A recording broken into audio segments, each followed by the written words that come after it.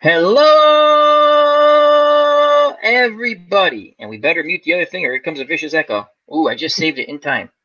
Beautiful. We're going to have that in stereo sound. And with us tonight, and Simsalabim, there's my man, the OG.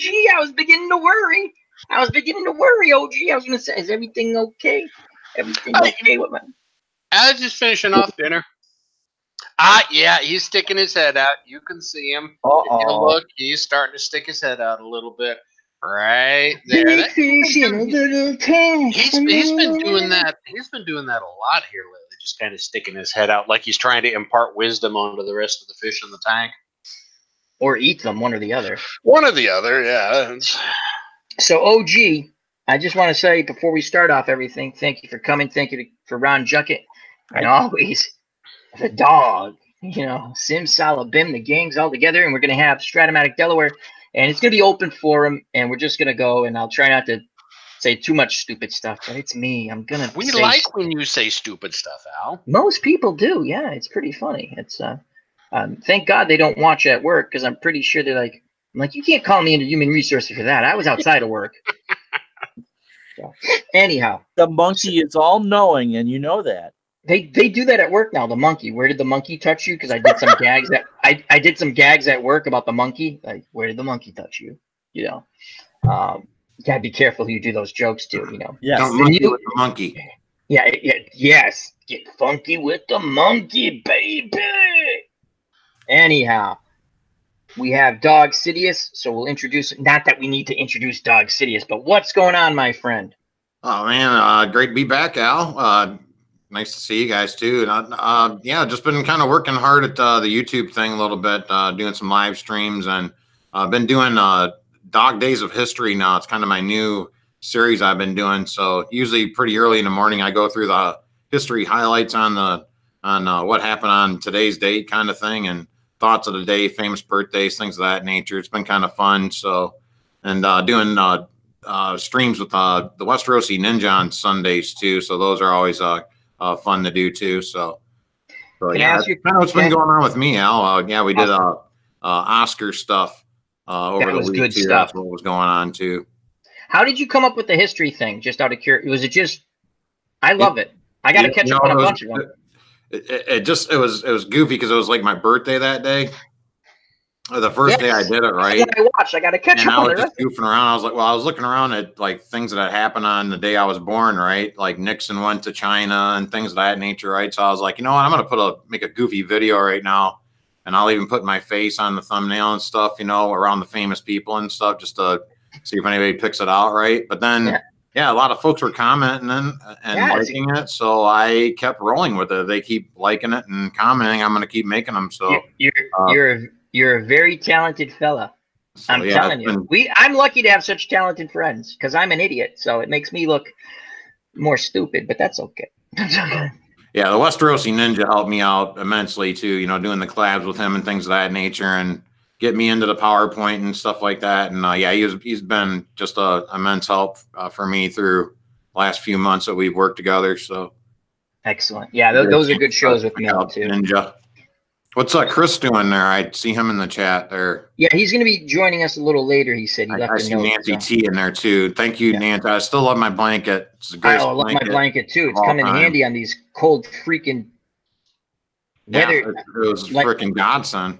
There he is, Simsalabim, the second Simsalabim, Mr. Chris Stratomatic Delaware. Let's go. Hello, Christopher. Let's go to Uncle Ron now. What's going on with your channel? Did a great boxing event tonight, Uncle Ron, between Sonny Liston and Ron Lyle. Lyle. Yeah. That was a good fight. Not going to give it away. I enjoyed it. I enjoyed your call. So what's going on, Uncle Ron? Oh, we got some, we're doing an occasional fight. Our baseball replay is about to enter week 9 of the 82 season and doing some NBA sometimes on the weekend. So I'll have a Laker game for you tomorrow. So things are going well. Lakers and who? The Suns. Ooh. Should be a blowout for the Lakers, but you never know. Never know. It's why you sim the games, my friend. Sim the games. Right. Let me go to we're gonna leave OG for last because I got some questions on the game he plays, and I like it. And I like his historical stuff. And I like when he does the intros. Now let's go to our good friend Chris from Stratamac, Delaware. Thank you very much for joining the panel as always. I like when hail, the gang's all here. So Chris, how's it going? And what's going on, my friend? Hope all is well. Well, I'm not sick anymore, but the voice is kind of like rare still every once in a while. You know what? You're still a handsome guy. You're still sick. Well, yeah, we're all sick. Yeah, so I haven't been doing much in the way of videos this week. And in the chats as much as I could, hanging out with you guys. Of course, got red, white, and blue racing going. And once I get bored with that, then I'll do some Stratomatic opening day with the current baseball set. But man, I love this racing game. And it's that so racing awesome. game. Really that racing game. I've watched Anthony from Bleacher Bums Gaming play it. I forgot who's the first person I watched. Why can't Rob. Rob's been doing Probably it too. Rob. I watched Rob. Yeah, but I watched someone before Anthony. I can't remember now. Didn't Eric do it? It could have been Eric. I think Eric did it. Higher Ground Gaming, I think. I wonder how he's doing. I got to send him a message on it. I haven't seen him. I hope all is well with him. I know he's under the weather. You know who we saw in the Mike McAllister was in one of my chats. I was so happy because he had a medical thing going on. It was good to see him. Was that Chris's chat or was that with Dave Little? Probably with Dave. He wasn't in mine, I don't think. He was in mine, and then he was in somewhere else too. So I was happy to see Mike McAllister. Bobby Cantolano's in the chat. Hello, Ken Castro. Hello. So many luminaries. So many good content creators. So you like that red, white, and blue racing from Play.com, right? I love it. Play.com. I've had other games on the channel, and it drags out so long. Qualifying in 9 turns out of 25 in Dover took me almost 4 hours. OTDA. All hail the Empire. OTDA. You know it's a good night if OTDA is in your chat. Sorry to interrupt. I had to say hello. Oh, that's all right. But yeah, this game just flies and it's fun. Yep. It's a great game. Red, White, and Blue Racing by Play.com. PLAAY.com. Check it out, guys. Great game. Comics with Bueller. I was going to send him. I'm going to email him, see if he wants to jump in. Comics. He had a great stream last night. Had a lot of fun in that one. Comics with Bueller. I'm going to send something to him real quick in a moment. So you're using the real racers though, right, Chris? Yeah, I'm using the real racers. One thing I am doing, because it's really easy to put racers together, I'm randomly generating some cards for everybody I've worked with selling auto parts for the last 27 years. Oh my God, that's awesome. I'm going to try to have about 40 drivers. I've got stories to go with them. They've almost all got nicknames, so it's going to be a fun series to do once I get there ready. Is it hard to make cards or no? Not really. Kind of time consuming, but it's not difficult to do. You get yourself a small little system to do it, and it's really easy to blast them out. It is. Yep. Awesome. We look forward to more of that. Another great fun channel. Now to my another good friend, the OG, the original Grognard. Big fish in a little tank. OG, enjoying that. Again, I forget names, but I'm really enjoying the strategic military sea battle game that you're playing. And I do like when you're giving the history on the Battle of Coral Sea and how you're explaining. We're gonna hopefully this coming week do someone's got the whatchamacallit on. We're gonna hopefully this coming week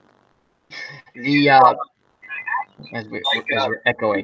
That might have been me. Hold on. I know. I'm just busting you, Uncle Ron. Do whatever you want. We can listen to me. People are like, we don't want to hear Al twice. I thought I muted the damn thing before, but I guess that's okay, Uncle Ron. I love you. It doesn't matter. Ron could be like, Al, I murdered someone. We got to get rid of the body. I'm like, okay, it's fine. It's fine. We'll get rid of it. Never mind. So, OG, I like when you're giving the historical background in the Coral Sea battle and how it's set up. And there's Comics with Bueller, Simsalabim. There he is. But OG, tell us about what's coming up on your channel, what's going on, and the game, if you'd just like to expound on it a little more. And I really do like that game, and I love the way you present it, and you're giving historical information, and it's, to me, I like that. I think a lot of your viewers do too. But I do agree with you. I got your point when you said at the end of the last stream recording was maybe I'm going to do a couple of turns offline to get to a certain point, and then we get to blow up shit. Yeah. Yeah, so it's the Second World War at Sea from Avalanche Press. It's a line of games that they've been doing since 1998. They've done campaigns and naval battles for World War II and World War I. They've actually got another line, Great Battles of the First World War, or Great Battles of the Great War, something like that. I don't get into World War I that much. And they've done hypothetical stuff. They've done alternate history type stuff. They found their niche for naval wargaming, and then they really have gone full hog into it.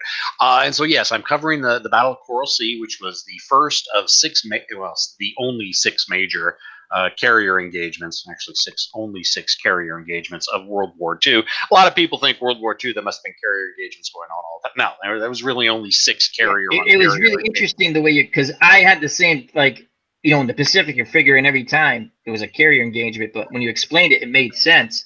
And then when you explained how the battle, and we're going to go into, I think we'll set up a date next week when we figure out what's going on with, like, I'd like to put it in between. I know other people are doing shows and stuff, but yeah. I'd like to get it in between so we don't, again, I know I always say stream whenever you want to stream. There's no pecking order, but I kind of like to try to be kind. Oh yeah, no. We'll definitely sit down and talk Coral Sea. I try to. Would you like to be a pecker? You can be a pecker too. Be a pecker. Be a pecker. Don't play with your pecker. Well, you'll go blind. See, I'm not going to get it. No, you'll end up in HR is what. Yeah, they frown upon playing with your pecker at work. Don't play with your pecker at work. That blueberry bitch catches me all the time. Poor OG, I got him in a serious conversation, and dog sits there, he'll pop in, he'll say something, and then evil Al or stupid Al comes out and goes, talk about a pecker. Squirrel, yeah, talk about a pecker. Anyway, back to you, OG. I'll be good. I like to try to give as much historical background as I can when I do some of my games. And sometimes I do a lot, sometimes I do a little. For some reason, I tend to do a lot with naval wargaming. I don't know, maybe because you were in the Navy, maybe? I was in the Navy, maybe. And I floated around, and I spent a lot of time, cutting waves through these exact same waters that all these battles occurred. The second ship I was on when I was forward deployed in Japan, the captain, every time we'd go someplace, he would always get on the 1MC and he'd do, a 5-10 minute, little historical recap. Even if we'd been over it 2 months prior, he'd still get on the 1MC. So I kind of got it driven into my head about a lot of these battles that there were. And it was really cool and interesting from a historical standpoint. Okay, granted, it's the ocean. You can't really go out and see the battlefields because it's all water. Right. It's not right. It's not like going to Europe and going to the battle, Normandy or the Battle of the Bulge or any great where there's as they say historical detective stuff. Like you can just the detritus of war that's still around. It's still there. It's incredible. A lot of it is in the Maginot Line parts of it. Oh yeah. There. Oh yes, a lot of bunkers, a lot of pillboxes. Yeah. Not smart that you only pointed the guns in one direction. Not that it would have worked anyway, but they never thought about what if they get behind us. Imagine if someone there going. The plan is the Maginot Line was supposed to go all the way to Belgium. All the way. They just never got it built in time. Yeah, and they didn't have the money. But so when naval battles don't have these monuments and these memorials, but still the simple fact that you were in the area. As like a lot of people who know World War II know of Iron Bottom Sound. And Iron Bottom Sound, really, there was probably 50 ships sunk in this area. And it's now, what is that for people who don't Iron know? Bottom Sound was an area in the Solomon Islands, the first naval invasion that we conducted against Japan in late 1942, Guadalcanal. I'm sure people have heard about Guadalcanal, First Marine Division. It was a really rough fight. It teetered back and forth. It could have gone either way several times. And both the U.S. and Japanese engaged in a massive struggle, naval and land. Mostly the naval struggle was just to get supplies and troops on shore. Yep. And support the troops. But there's this, I don't know, probably 700 square mile. And really, when you get to it, it's like 70 miles one way, 10 miles one way. So you think it's this huge, massive area, And it's but not. it's this area that's got Florida Island to the north,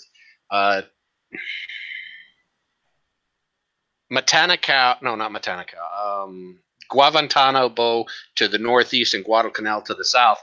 But there's like 50 ships that were sunk In that area. And if you are right in the middle of Iron Bottom Sound, you can see these 3 islands. You can see practically the entire diameter of where all these ships were sunk. And so it's yeah. I love history.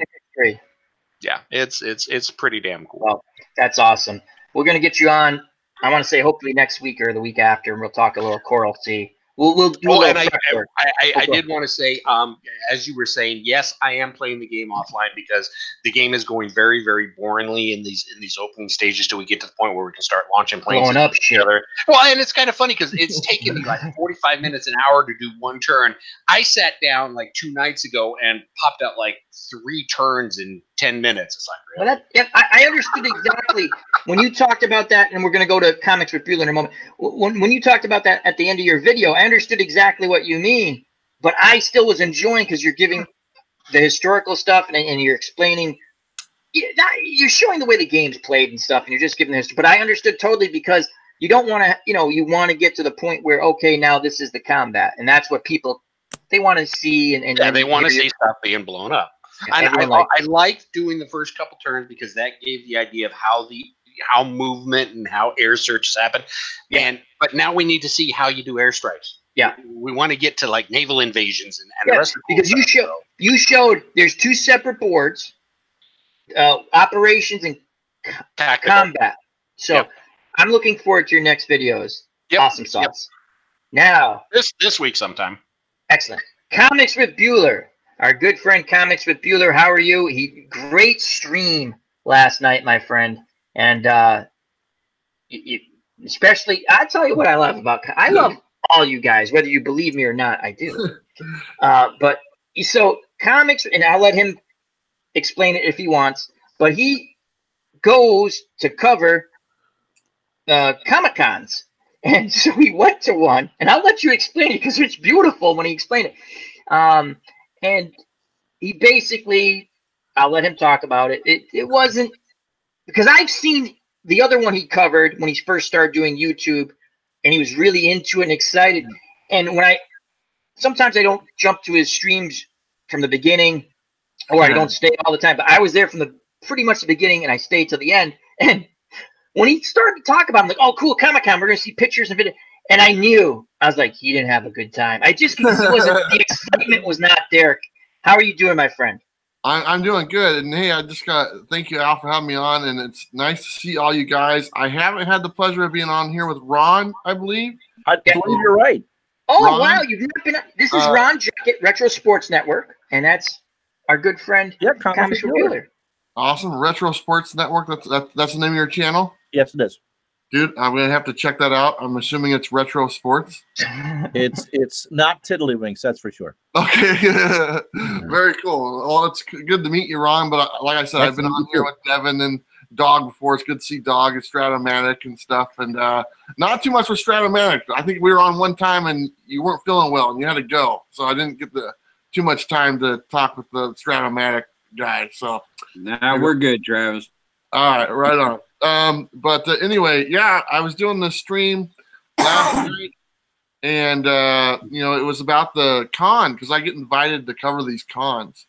And I don't know, like you said, I don't know if you're going to be invited back to that one. I'm definitely not being invited back to this one. And I've covered this one in the past. I covered last year, the version of this one last year, and it was a different one, and it was pretty early on when I started covering cons. I really didn't know what to expect. I was just excited to be invited there. And then I did the Rose City Comic Con, which is the big one in Portland, and that's the one you were referring to with all the good coverage that I had. Yes. Just a great experience. And then I go to this one, which is a Wizard World Comic Con, and there's nothing there. I mean, it's in our major convention center. It's not a little one. It's a major thing, downtown Portland. They have almost zero creators as far as relevant creators that are making comics. They had one gentleman, Randy Emberlin, who has been around a long time, and he's a local guy. so that's why he was there. But that was it. And then as far as comic books go, I have more comics in my living room than was at this convention, and it was such a sour taste when I got there, and I could tell right away that the atmosphere was different. Kato Kaelin, Kato Kaelin, O.J. Simpson, that guy. Yep. He was the MC for the thing. He was the guy running the freaking convention. When you walk in the door, he's welcoming people in. The last person I want welcoming me in is Kato Kaelin, type thing. The guy doesn't have a good rap sheet. But it was just really disappointing because, a Comic-Con should feature comics, and it didn't feature nothing. You could get car insurance there, and you could buy a beer and stuff like that, and that's about it. But I didn't stay more than an hour and a half, and I was out the door. I said, forget it. This is ridiculous because I know the Rose City one later this year in September will be, exactly what I'm looking for. But it's kind of sad, really. Yeah, that's too. I'm telling you, because I was excited because I knew you were covering that. I said, oh, cool. And then I knew the way you were talking. I'm like, yeah, he didn't enjoy himself. And rightfully so. You didn't enjoy it. And you spoke your mind. You said it really good. I also want to give a shout out to Sam's Tangled Web. Yep. Is that Sam is a Friends with Comics with Bueller, and I watch because I missed his live stream. I try to catch as many live streams and I consider you guys friends of the community, our community, not, like our community is kind of eclectic. We have entertainment, we have sports, we have comics, card collecting. I try to catch as many streams and watch as many videos as possible because I find it more entertainment and more enjoyable than watching the boob tube over here. But he did a live stream, I don't know, a few days back, and I actually listened to. I was doing other things, and he just spoke so highly of you, and rightfully so. Comics with Bueller, Travis, that was marvelous, and that's Sam's Tangled Web, another wonderful comic book channel. But and then he talked about the Bueller boxes and what goes on with that. It was just awesome. I enjoyed that whole video. It was about just under an hour. And I listened to it all while I'm doing stuff, and he just did a really, really fun job. And I'd like to catch one of those lives, but he's a because of doing YouTube, that's how I met him. He saw one of my videos and last year and stuff like that, and I had mentioned a comic book shop in my videos, and he ended up going to this comic book shop, and I just so happened to be there at the time. And the owner was like, oh, what brings you in? And he said, oh, I watched this guy, Comics with Bueller, and he talked about the shop. And the owner's like, oh, that guy over there? He's like, yeah, that guy. And so I was like, hey, and we started talking. And you know what? Sam is he's a little bit older than I am. And he's really become a really dear friend. And I care a lot about him. We've talked a lot. And I try to kind of bring him out of his shell a little bit. Yeah, you've done it. I hear what I understand. And you've done a great. He's a very nice person, very nice guy. And like I said, I've caught one of his. I think it was a stream with you actually. Yeah, that's the one I caught, and I didn't. But he's really, and I like. He'll go on live. So he lives sort of close by, then, right? I mean, within. Yeah, he's only about probably 10 or 15 miles away. And cool. like you said, he's got a very kind soul. And yes, he does. I see that right away. And I appreciate that, and sometimes, some people tend to get overlooked, and stuff like that. And he's the type of guy to where I think maybe he's run into that, and he doesn't deserve it because no one he's does. A great guy. Just awesome. I feel very blessed to call him one of my close friends. That's awesome. I just want to bring that up because he spoke very highly of you, and rightfully so. You've done a lot of good things in the comic book community. I've actually, it's inspired me to try to. I'm a nice person, but I can be an a-hole. I really can. Try not to be as much of an a-hole. If I could, Al, for a second, I want to say hi to Travis. Nice to see you again, my friend. But what's up, Dom? I had the same question in my head.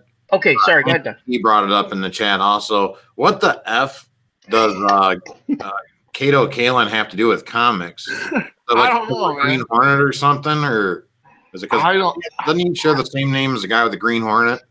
I don't know. It's Good one. bizarre, isn't it? Bizarre to Right. have someone And it like can't that. be good luck for the folks around. You know, I'd be like, yeah, sorry, dude, I gotta go. It'd be like Hannibal Lecter, like being your chef. You know, so I'd be like, yeah, it's time to leave. But yeah, thanks. Yeah, it was really bizarre. You know, I think that this certain con, this Wizard World Comic Con, is the people that attend this con are not. I don't really think they're really big fans of actual comic books. They're more fans of probably pop culture type things and stuff like that. So I think this type of Comic Con, the Wizard World, is kind of leaning towards that. Now I don't know that Kato Kaelin is considered pop culture. Nah. You know, but he might be. I might be a little too old to recognize that. So I think he is too. He was the OJ's friend who lived in the guest house. He was like, he just hung out with OJ when OJ wanted someone to talk to. Yeah, It's I a don't good think gig if you, anyone- and OJ liked him. So I don't think anyone's going to be cosplaying as Nicole Brown Simpson. oh, that's a good one. I don't think anyone's going to be cosplaying as OJ Simpson either. Yeah, The views and opinions expressed here on this are not necessarily those of the panel or of YouTube or of our Red Sox fan program. yeah, I can make my own boo-boos. That's fine. Yeah, the jumping in the chat is Tones Cool. He says, "Rest in peace, Nick Cafardo." If you don't know who Nick Cafardo, he was the Boston Red. That just to touch base on that, because he passed away last week. Was it over the weekend? I believe. it was a midweek, Al. Midweek. He was down at spring training, and I assumed he had a heart attack. It was shocking. a week ago Wednesday. It was his off day because the Red Sox did their annual game against the college teams at Northeastern on Thursday. Yeah, I watched it where I was home because of circumstances. I watched a little bit with my dad. And so he was there on a day that he didn't need to be there, and he dropped right in front of the front gate of the stadium, and he hit his head up the sidewalk. And the Red Sox staff, is one of the best in the world. And he had to be. And they couldn't revive him. He was only 62.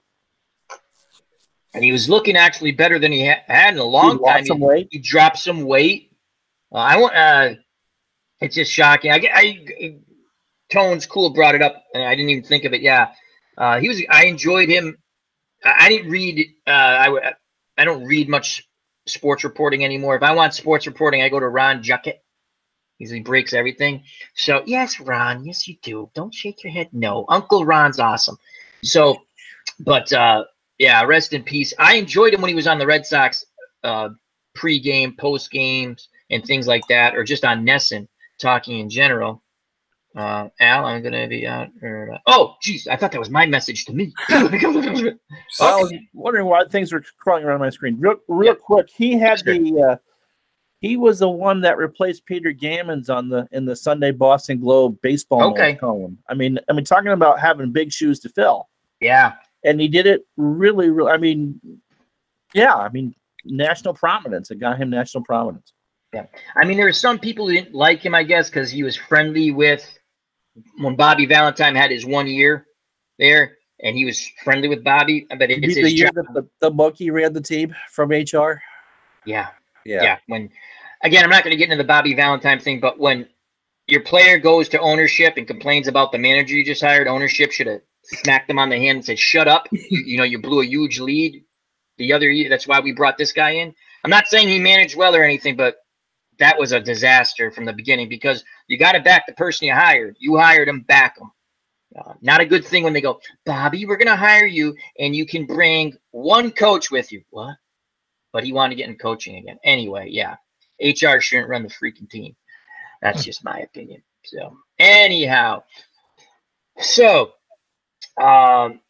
dogs, the dog show. Let's get the dog show a question. What were your thoughts on the Oscars? I know you did a lot on it. I enjoyed what you did with Milt and with just yourself. What were your thoughts on the Oscars? And you actually saw quite a few of the movies. Let's spend a little time on that. And what would you recommend? One or two or just one, whatever. What were the couple you would recommend? Okay, so real quickly, I thought this was a great year compared to last year for films, and I saw every single nominated film this year, right? So overall, I thought the awards were pretty decent.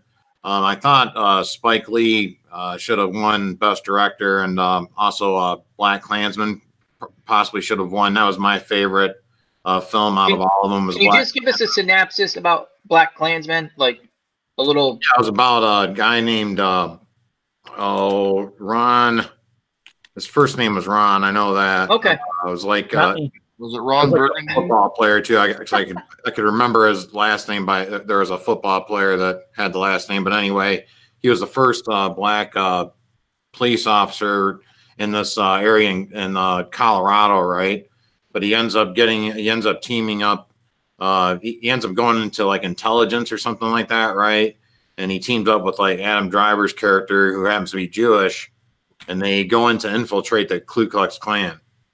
The Ku Klux Klan, excuse me. They're Ku, right? So, but it's absolutely hilarious, right? But he ends up actually, becoming like, like the charter member of the area and stuff like that. It's absolutely crazy film. So I think I thought it was Spike Lee's best work like he's ever done. I've seen like all interesting. It sounds a little bit like Blazing Saddles, that scene at the end. It's hilarious, and then yet it is so like painfully. At times it's painful to watch. At times, right? So that's what I love about this film. You get all the emotions of of everything, and the reality really hits too. But you recommend that one? But to quickly sum it up, I was happy that Green Book won. I had mentioned in my live streams before, I said there was 4 films that if they won Best Picture, I'd be happy with. So Black Klansman, obviously, I mentioned that one, right? So The Favorite, I thought was really good. Also, and Vice and Green Book too. So I was like, if any of those 4 win for Best Picture, I'll be happy with that, right? And then the other ones, I was like, we've seen. I thought Avengers: Infinity War was better than Black Panther myself, right? So seeing Black Panther nominated for Best Picture of the Year. Do you think it was nomination worthy, that type of movie? I haven't seen it. I'm just asking you. I know you've seen it. I'm not saying a movie like that can't be Oscar worthy. Yeah. Right? I mean, look at Return of the King, for instance, right? You're right. That's it's got the record along with Titanic and Ben-Hur, of course, right? But when we look at but I just didn't think that particular film it should be in there with Schindler's List or like a Saving Private Ryan or other Oscar winners, of course, right? It just didn't fill my gap there, of course, right? So we've seen. I just want to say hello. Sorry to interrupt. Hello, Sam's Tangled Web. We were talking. That's for you. We were talking about that. It's Sam's Tangled Web. Please, if you've not seen that channel, please check it out and subscribe. Wonderful, wonderful person, Sam, who is a moderator, does a wonderful job for Comics with Bueller, and also a #1 person. Back to you, Doc. Oh yeah, just real quickly, guys. The other ones I just felt like we've seen those films before, like Bohemian Rhapsody and A Star Is Born, and your thoughts, because 2 people at work tried to watch A Star Is Born and got totally bored with it. What were your and that's all I heard about was A Star Is Born. Now another person did like it, but what are your thoughts on A Star Is Born and Bohemian Rhapsody? Because Bohemian Rhapsody is about Queen, so the music must have been good. What are your thoughts on those 2, if I may ask you that, Doug? Yeah, Bohemian Rhapsody was it was okay for me to watch, but like I thought Rami Malek was outstanding. He was worthy of winning the Oscar for Best Actor, for playing Freddie Mercury in that. Out of all the Queen songs in the world, I hate Bohemian Rhapsody, and I'm not afraid to tell people that. I absolutely cannot stand that song. That is my least favorite Queen song also. And this is before Wayne's World time, right? I didn't like the song then. I still don't like it today. So now that it's even getting more juice and all that stuff, it's hard for me to listen to. But I knew that going into it, right? So I tried not to hold that against the film or anything of that nature, right? But Rami Malek, I thought his performance made it better than what A Star Is Born is, right? So they're good films. Yeah, but I didn't think they were elite films, like the first 4 that I mentioned. Right. What did you think of Andrew Dice Clay in? Everyone said he did a great job in A Star Is Born. Again, I haven't seen it yet. I don't remember seeing him in it. He was Dice Clay? I think he was the father, if I remember correctly from what people said. Oh yeah, you know what? He might have been. And people said they didn't even recognize who it was until they were like, "Job if it was him." Yeah, but he had me fooled. I didn't recognize him. So that's pretty interesting. But again, like how your friends said they were bored. Yeah. About 20 minutes into this film, I was feeling like, boy, I kind of wish this was over. Okay, so quick recap: Black Klansman, Vice. What were the other two? The Favorite. Okay. And Green Book, the winner, the Oscar winner. All right, so those are the excellent. Okay, so I like dark comedies, like, you know, so The Favorite it worked for me. Like if you like films like Heathers or like Death to Smoochie or something like that, right? I mean, oh my God, I remember dark that comedy, right? Yeah. So Dangerous Liaisons, things of that nature. Think of a mix of all that together. So that's why it worked for me, and the characters are fantastic on it. Excellent. So your recommendations, you like those top four: Black Klansman, Vice. If you think those films suck, come back and tell me, hey, dog. Yeah. The Favorite and Green Book. Thank you, dog, for that. I just because I knew you did a lot with it, and I just wanted you to give us a little synopsis. I greatly appreciate it. So. But and real last quick thought, I have hope for films now again after this year. I do, because the year before that I had absolutely no hope at all. Right? It was like the last. I think what soured you on films, even before Star Wars, was the Ben-Hur remake. We had actually talked about. We were like, hey, they're doing a Ben-Hur remake. I don't know if this is a good idea.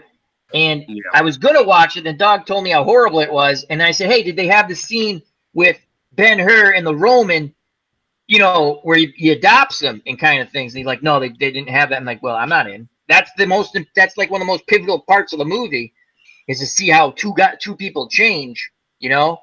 And the original Ben-Hur, if you've not seen it, and I'm gonna have Dog on, or I hope to be on Dogs, and I would just love to talk Ben-Hur because I love that movie. It's a great movie. The chariot scene, the race scenes, best of all time.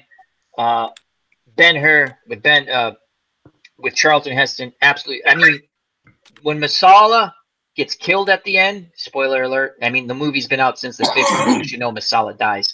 Stand up and feel good moment to that bastard. So, but anyhow. So again, we have a lot of people in the chat. We have Dave Little and Nancy T and LMR and Sly the Tank Benjamin and Mackenzie Burns. Mackenzie Burns is my my Twitter daughter, and Bobby Cantillano is my Twitter wife. I don't know how, but I'm suddenly married with children. And Johnny B. Crazy is my son-in-law.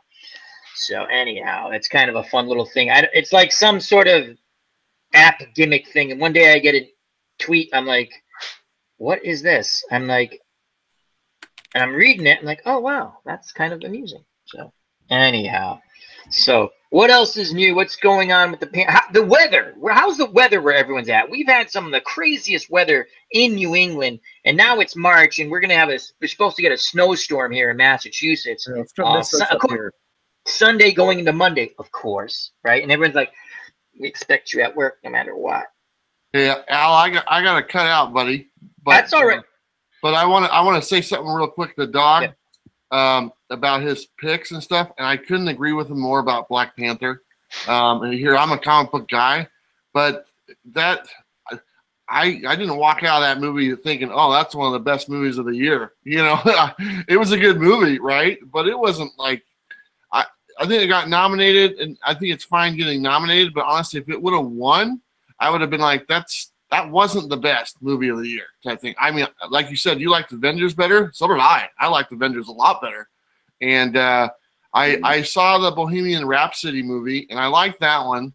And I thought it was pretty good. I liked the performance better than the movie. The performance by the lead actor was better than the movie itself.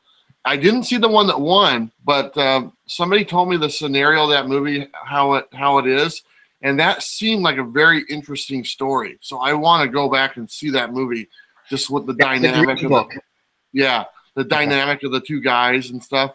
And so I'm looking forward to going back and watching that. But you're right on the money about the Black Panther. I mean, I think it's okay getting nominated, but if it would have won, I think that would have been like, I don't think that's right type thing. But it was a good movie, but not like, I didn't walk out as, oh man, that's the best one I've seen all year type thing. So anyway. Well, thank you for stopping by Comics with Bueller. Greatly appreciate it. Hope everything's well with your daughter, and hope you have a great trip. Excellent. Hope you have a great trip, and when you go see her soon. So thank you very much, my friend. Travis. Good night. Take care, Travis. Hey, Trav. All right, that's Comics with Bueller. Please check out that channel. Wonderful, wonderful channel, Comics with Bueller. So he's in agreement with you, Dog. I've not seen Black Panther, but Dog's my movie guy. If he says something's good, he said. I think Avengers: Infinity War was a better film. You know, so it just kind of was weird to me that one wasn't nominated as opposed. You know, so and then just real quick, Green Book did win the Oscar for original screenplay, guys. So I've seen it like 3 or 4 times now. It's that good. So I think the characters are real good. I had to watch one. Green Book, the one that won. Oh, if you had to watch one, I can only tell you to watch one. I'm telling you to watch Black Klansman. Okay, I will. That way I can discuss it. For the record, I like the Muppets version of Bohemian Rhapsody better. I'm with Dog. I'm not a fan. I like a lot of Queen songs. That's not one of the ones I like. That's like when you say you don't like Field of Dreams and people are like, I'm going to kill you. I'm like, I just don't like the movie. I'm going to take this pen and shove it through your eyeball this way. It's going to come out this way and then through your nose. And by the way, I don't like Bohemian Rhapsody. And then they're like, I'm going to take this other pen. After I do it with this pen, I'm going to shove this right up your ass. Like, really? Because I don't like tooth. Wow, you need to go to violence counseling, you know. But anyhow, it is what it is. That's kind of creepy, Al. I'm just saying. I'm just saying, people can get creepy. I've been through Springfield. I don't remember feeling that kind of vibe going through there. Well, don't talk bad about Bohemian Rhapsody. Another one bites the dust. Boom, boom, boom, boom, boom, boom, boom, boom. Anyhow, Christopher, how's your brother Ron? Sibling rivalries. Ron is doing well. He's going through some stuff, so he's kind of like in hunker down and hide and get through mode. But he's doing well overall. He's getting along. Excellent. Okay. Good. How goes your because you were setting up before you were starting out the field. Well, you were doing a gaming night for Dungeons and Dragons with your family and friends, I believe, right?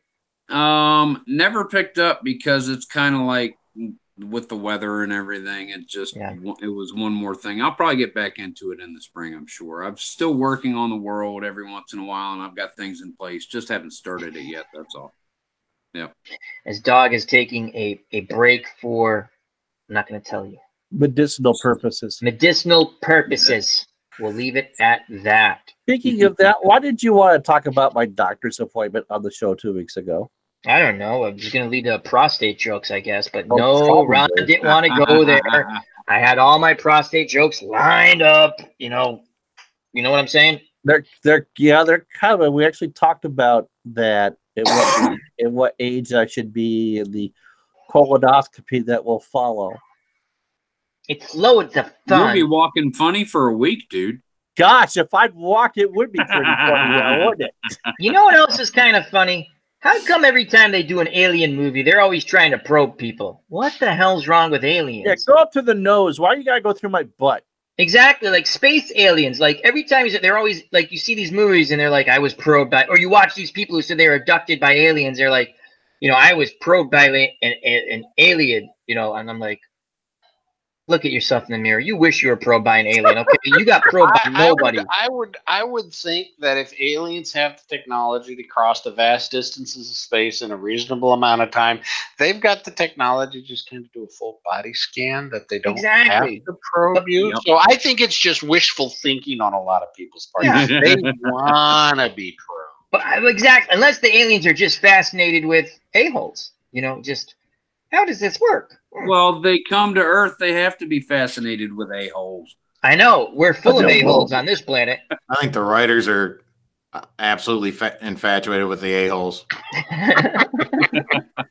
But I don't know what that popped in my head. I'm just saying it's always like you'd watch those documentaries and there'd be people, I was abducted by an alien. And so I sit, and again, I'm a bowl of popcorn going, this could happen. I'm like, it could happen. You know, I'm sitting there watching this like I used to watch Monster Quest. And it was always, I'm like, this is like the 8th person. It ends the same. It's like, and these people have never talked to each other. I'm pretty sure they talk to each other. I mean, the stories all end the same. It doesn't mean it's true. It's just, and it's like, and then I was probed. Like, you think if they probed one human, they're like, okay, this is the way this works. You notice most of this happened in the late 60s and early 70s when a lot of recreational pharmaceuticals, mind-altering hallucinogens, exactly, were big.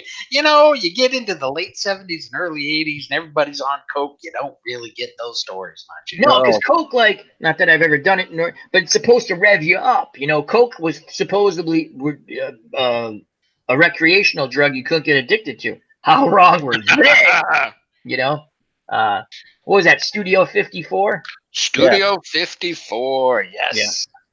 But yeah, no one ever from Studio 50. I mean, there was some probing going on in Studio 54, no doubt about that. But no one was abducted by aliens and going, hey, yeah, they probed. No, they were kind of willing to be probed out. Aliens. Yeah. Some really weird stories from Studio 54. You sit there and you go, wow, 70s were a different time. Imagine HR in the 70s. There are people like, what? There's a what department? You know? Imagine that, human resources in the 70s, right? When people would go out for liquid lunches, drink alcohol, and you come back, you're like, it's time to make some decisions here. I've got this wonderful idea for a new department we're gonna have, and it's gonna make people behave. And there's my feet. And someone's like, he drank a lot. Give him a line to just, snap him out of it. So, but yeah, it's just, that's a good point, OG, about the time period. You're right, because all those stuff is like in the 70s, I was probed and this and that. And you were high as a kite. Shut the hell up, man. And it's always in the desert. Nobody goes into the desert unless they're going out to get high. Get a little this, a mezcal, hey. Oh, Tribes fan in the chat says, I believe the song Freak Out by Chic was about not getting into Studio 54. Good point. That's Freak true. Out. The Chic, the Freak. I like disco. I admit it.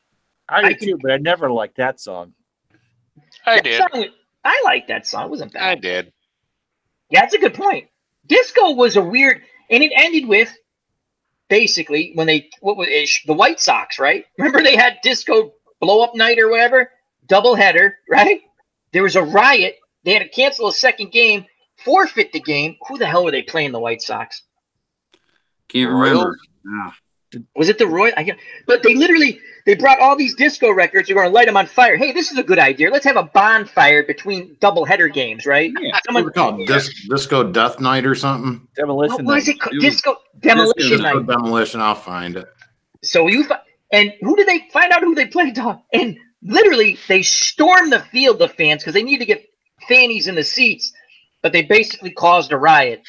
And that's right, Ron. Disco Demolition Night. Still not as dumb as 10-cent beer night. No, what about battery night at Yankee Stadium and they're throwing batteries at everybody? They're going to have a few of those in Washington this year when Philadelphia comes to town. No, let's quickly touch that point. White Dogs They're looking playing up. The Tigers. It was in 1979. Yeah, July 12, 79 against the Tigers. Yeah, Tribes fan has it too. Thank you guys. Great job. So not a good idea. Hey, okay. So let's see. Would that be the worst sort of promo idea? Disco Demolition Night? For baseball or any sports. That was a wonderful idea at the time. Yeah. No, the 10-cent beer night, I think, that they had in Cleveland. Because you know that people are going to get bombed. Absolutely. You know what? The guy that really had the most guts, though, was the guy that had Bat Day at Yankee Stadium. Yeah. That was a deal thing. Bats to folks at Yankee Stadium. In the Bronx. Not that I'm being, biased or just in Hilarious. No, but I want to say it was Yankee Stadium. If I'm wrong, someone correct me. But No, it wasn't. They had battery night, and they literally were throwing batteries at the players. And I remember going, as a whatever year I was, either a young teenager or whatever. And I'm sitting there going, who thought it was really good to give people batteries? And the Yankees were getting killed, I think, right? And they're throwing batteries at the opposing team. I'm like, that's gonna hurt if you get hit with that. Okay.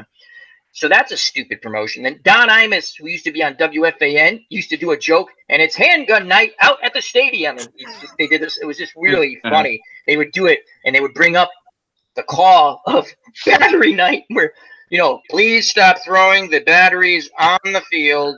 Please stop throwing the batteries on the field.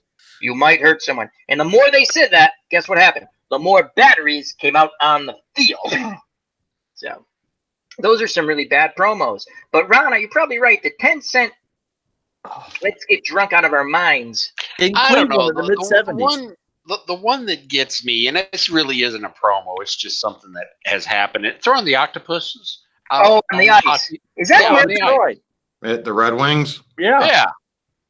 Did you ask what the significance of that was? I don't know how it know started. what is it? When they first won their first Stanley Cup, there was a dude, right, and he figured that they needed 8 more wins, right, in order to win the cup, right? Oh. And like he was a fish dude or something, right? And so he threw a freaking octopus out there, or squid, or whatever the hell it is. And everybody else does it now. They used to throw toilet paper at the Central games on their first basket, but they ended that long ago. But everybody would just throw toilet paper all at once, and that would take like forever to clean up. You So remember? at least they just do the squid. You remember when Florida went to the Stanley Cup in the late '90s? That when they scored their first goal of each game, they were throwing toy rats on the ice. All right. Yeah. Then I'm just thinking, like, first of all, who sneaks in with a squid or an octopus, right? It's got to smell, right? Imagine the squid. You're like, hey, octopus. You've been to the garden. Would you be able to tell on one of those old rinks if someone brought in some dead fish? I'm just saying, who wants to, like, where do you hide it? In your pants? Like, you're happy to see someone? Boy, that guy's wow. He's got like an octopus in his pants, literally. Wow. That would be the scariest HR thing you ever. Word the most. Exactly. Oh. And then someone, imagine if you don't throw it right, and the poor bastard's about 4 rows down in front of the thing, gets caught right in the back of the head. The guy gets planted, with an octopus. Come on, be careful with that thing. Those things are slickery. They're tough to throw. Those suckers. Yeah, Chris. That's what you need. You have the Zamboni guy. How is the Zamboni guy? Marvin is doing very how's well. Marvin? For asking. Here, Marvin the Zamboni guy. That was one of the funniest things. So Chris is doing hockey, card, and dice. And Chris is a smart guy, right? So he goes, what can I do besides play the game, which is fun? He does a good job with it, to make it a little more entertaining. And he had Marvin the Zamboni guy would come up, and he'd go like this in between. And we gave him a drinking problem, right? It was kind of fun. Yeah. I gave him a drinking problem. Not that we're making fun of a drinking problem. His brother Stewie plays the organ every now and again. That's right. His brother Stewie. And we came up with this whole little storyline. He also doubles as the pace car. Awesome. That's why I like our street. You just got to make them fun. Like when I lose the dice, I got GGO and the other GGO. I'm free. You had the steroid dice out today. Did you just not get the other smaller one? I found it. You'll never believe where that thing was pinned. Where was it? I had a probe. Never mind. The views and opinions expressed on the Al Red Sox fan chat with Al is not necessarily those of YouTube or the Al Red Sox fan channel. I'm pretty sure they're not the view of YouTube. But yeah, no, it's amazing. That's why when I roll the dice, now I roll them towards me, because I usually like to roll them. I'm like, so where'd you find it? It actually, I don't know how it did it. It must have bounced. And there's a bureau over here. It literally went in the corner. And that was the last place I thought to look. I go, could it bounce that far? Because I kind of heard, and it did, and it was in the corner, and I got it. And he was like, no, I want to see LMR. I want to see LMR. You're a slave driver. You always roll the dice. You promise me cookies and cocaine, but I get nothing. That's GGO, the white die. He's a bit of an issue. I mean, I give him sugar once in a while, but definitely not the other stuff because, woo! know he'd be gone. I've been anally probed. Shut up, GGO. How would you know where would you know where to stick it on a 6-sided die? Oh, right yeah. in the one hole, baby. Right in the one hole. Christopher knows. It's a good one, Chris. I like Totally that. missed it. I hope you guys weren't talking to me. No, No. I'm doing my silly dice voice. Oh, okay. Yeah. Yes. Tribespan goes, LOL. Ask Dice Man. That was, remember Seinfeld?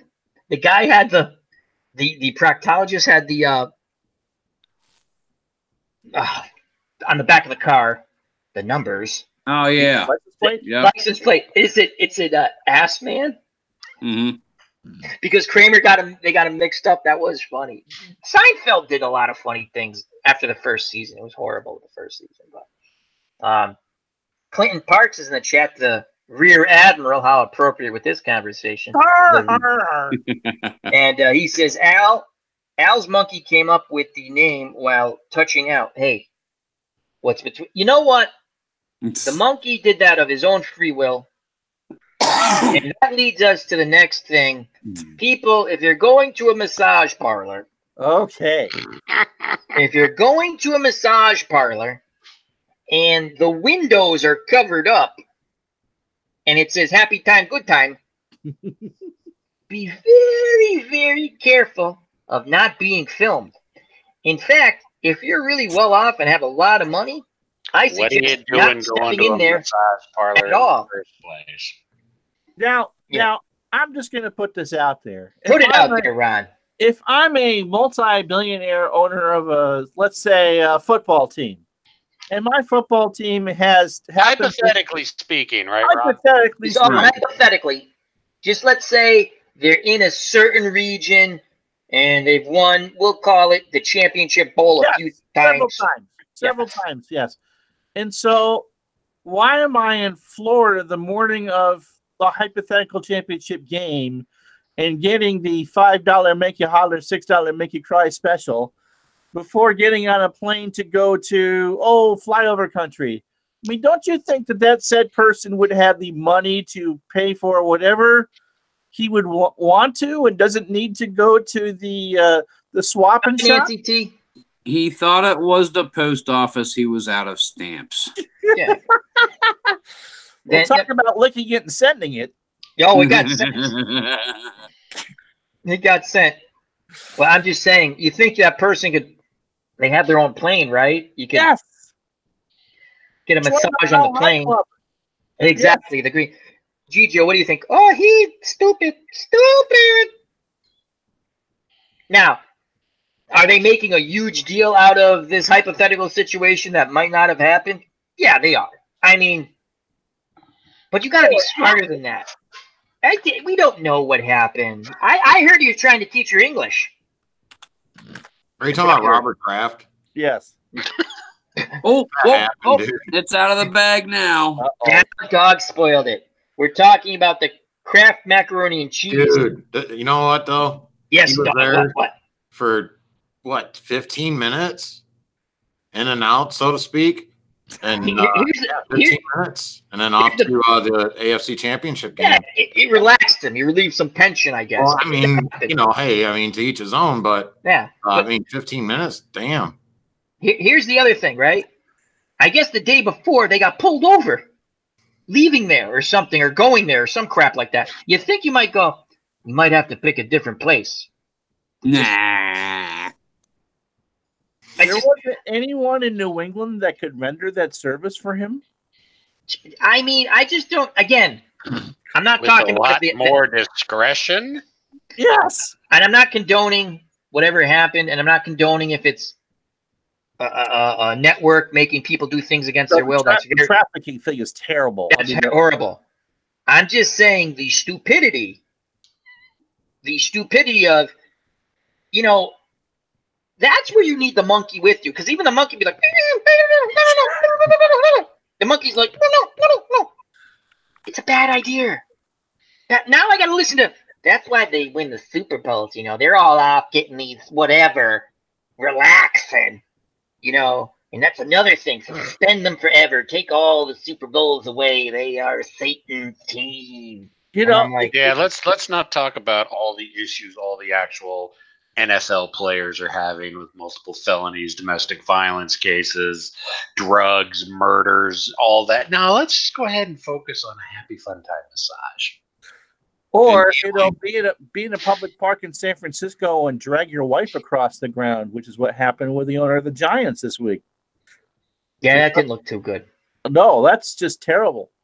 Yeah, you should. I mean, hey, guys, seriously, if you're in a situation, anybody, male, female, and something's going weird, just walk away, leave the house. Don't get yourself in trouble. Don't. I'm being serious for a second. Don't. Just walk away. It's not worth it. That When was it comes on TMZ a half hour after the actual incident. Yeah. Because two people filmed it. Yeah. And again, you got to be smart enough. Everyone has a phone, and guess what's on a phone, numbnuts? A camera that video records. So if you think like, yeah, I'm going to walk up and steal this kid's candy and push him on the ground and say, you know what, I'm blah, blah, blah, you're going to be filmed. You're going to be filmed. Not only can you be filmed, it'll be streamed live. Yeah. Yeah. So Straight to Facebook. exactly. I mean, that's why I bring the monkey everywhere with me. He's like, I mean, we make fun of the monkey, but he's pretty sharp. I mean, he might throw some poo and sperm once in a while, but that's just him. That's what he does. He's a monkey, you know? I mean, he wrote a novel. If you clip the nails once in a while, he wouldn't be so sharp, Al. Yeah. Well, you know, you got to let the, you know, him and Gigio go out and paint the town a little. They have a good time. I bet they do. But yeah, it's just, when I heard that, I thought it was like a fake, what's it called? The Onion or something? I thought it was a fake art, like a story. I'm like, oh, some bullshit story, right? And then I'm like, well, what'd he do? Walk. And then they're like, they got video. Now, here's my question. If they have video of the act, isn't that against the law to film someone without because they had a warrant already for the place. Okay. You're talking about the Kraft thing, right? We're not talking about the ownership thing. The Kraft thing, yeah, Kraft macaroni and cheese. No, they had what they call, there's a technical term for the warrant. Right, so because they had probable cause, they put the videos in there to. Okay, that's fine. Okay, I get that. But you know, and you know what else? At the end, he made Cheese Whiz. So I'm not getting any more of that Cheese Whiz. I assure you. No, don't get that Cheese Whiz. Is this related to strawberry shortcake in any way, shape, or form? Absolutely. I'm just saying, I made it a little lighter. Just how stupid. You know, you find some of the wealthiest people lack tremendous common sense. Absolutely. It's maybe they think they can get away with. Again, if it's true, I don't know. We weren't there. I'm just saying, if it's true, not the worst thing in the world. I'm not talking about the possible trafficking. That's awful. That needs to be stopped. I'm saying, let's just say it's, you know, the person's there of their own free will. Big deal. Again, stupid. Only thing stupider he could have done was gone to Burger King and cut lines on the table while he was having a Whopper. You know what's been funny? He's having a Whopper. He's doing some lines, and he's got the girl next to him going, and he's like, "Yeah, I'm Bob Kraft." I'm just saying, he did a thing. He did a thing, right? When his God rest his wife's soul, he got like a young girl, or he was actually reading lines with a friend. And it was like this really racy scene, and they actually recorded it, and they said, oh, yeah, she's just trying to get a movie kind of thing. I'm like, and you listen to him say these creepy lines, and then you're like, hey, Rob's a little kind of, you know, he's kind of out there a bit. So I'm amazed at 83 that all those things function. Well, they have these magic pills, Uncle Rod. They do? Yes. And usually, like you're watching a sporting event, and all of a sudden, they say, take this, and this will boom chicka wow wow, and then they always exactly the white. It's the wrong color, Chris, but yeah, it's okay. But we get the point. And I got that. Someone else got the point too. After you know, and so, but then they always say this: the side effect. They say there it is. Then they give you the side effect. And if this lasts for more than 4 hours, call a doctor. And every guy in America or whoever's watching, if this lasts more than 4 hours, call your girlfriend. Call every woman you know, for God's sakes. Don't let that go to waste. You know, that's one of the. I don't know, I guess if it happens too long, it's not good. So, did you hear about the guy who went to his doctor and asked for his those pills to be cut into quarters? The doctor's going, "Well, why do you need that?" He says, well, does it work? He said, yes, it does. I'm tired of peeing on my shoes.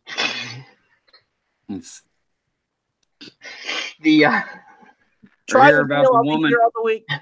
Hear about the woman who talks to her father's doctor, says, well, I'm looking at these medications he's on. What's this one? Well, it's for pain. Okay, what's this one? It's to help him sleep. Okay, but why is he on Viagra? He says, that's to keep him from rolling out of bed at night.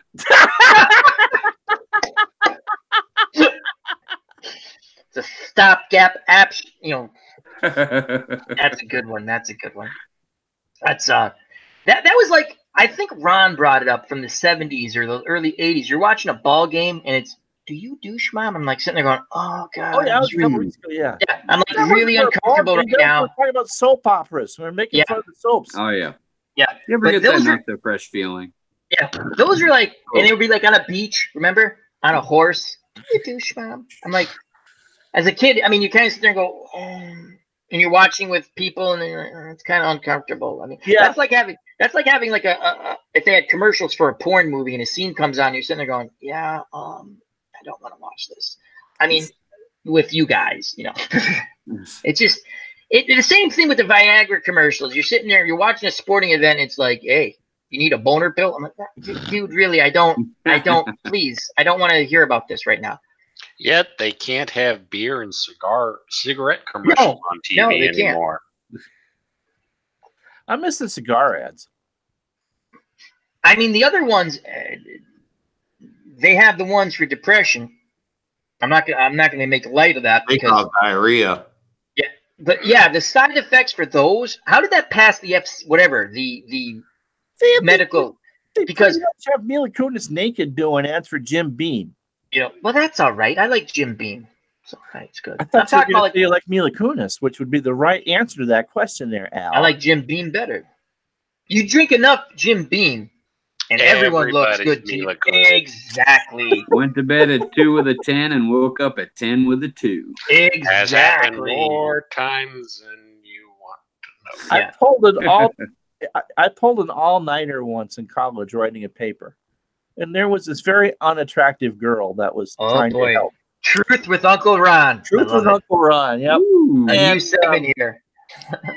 And so I'm typing the paper, and what time is it? And I told me it was about 2 in the morning. And I looked at her, and I said, it's just not true.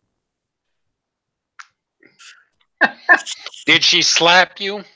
I didn't explain the joke. I just said it's I get the joke. That's not true. Someone got it. And I got it. Yeah. It's not a 10, it's a 2. I get it. It doesn't, listen. No, you got to understand alcohol has to be involved. Okay? Absolutely. It doesn't matter what time. It has to be alcohol. Lots of alcohol. 18. That doesn't count. So was I. Usually involved lots of alcohol then as well. As a Navy, drink to the foam, bitch.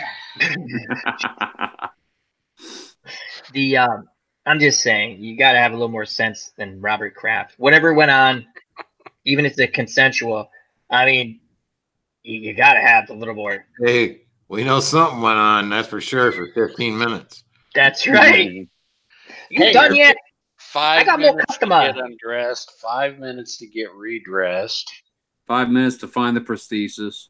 And that time he saved 15% on his car insurance from Geico too, right? Exactly. Woo! But the best part is it's the day of the AFC Championship game. It was getting on a plane to fly to Kansas City after. I mean, he's just into some. I mean, I don't get it. I mean, I get it. Guys are guys. I don't care. Everyone's like. My boyfriend, he's the nicest, sweetest person. Listen, honey, we're all pigs. It's a very simple fact. There are nicer pigs and there are mean pigs. You just have to find a nice pig.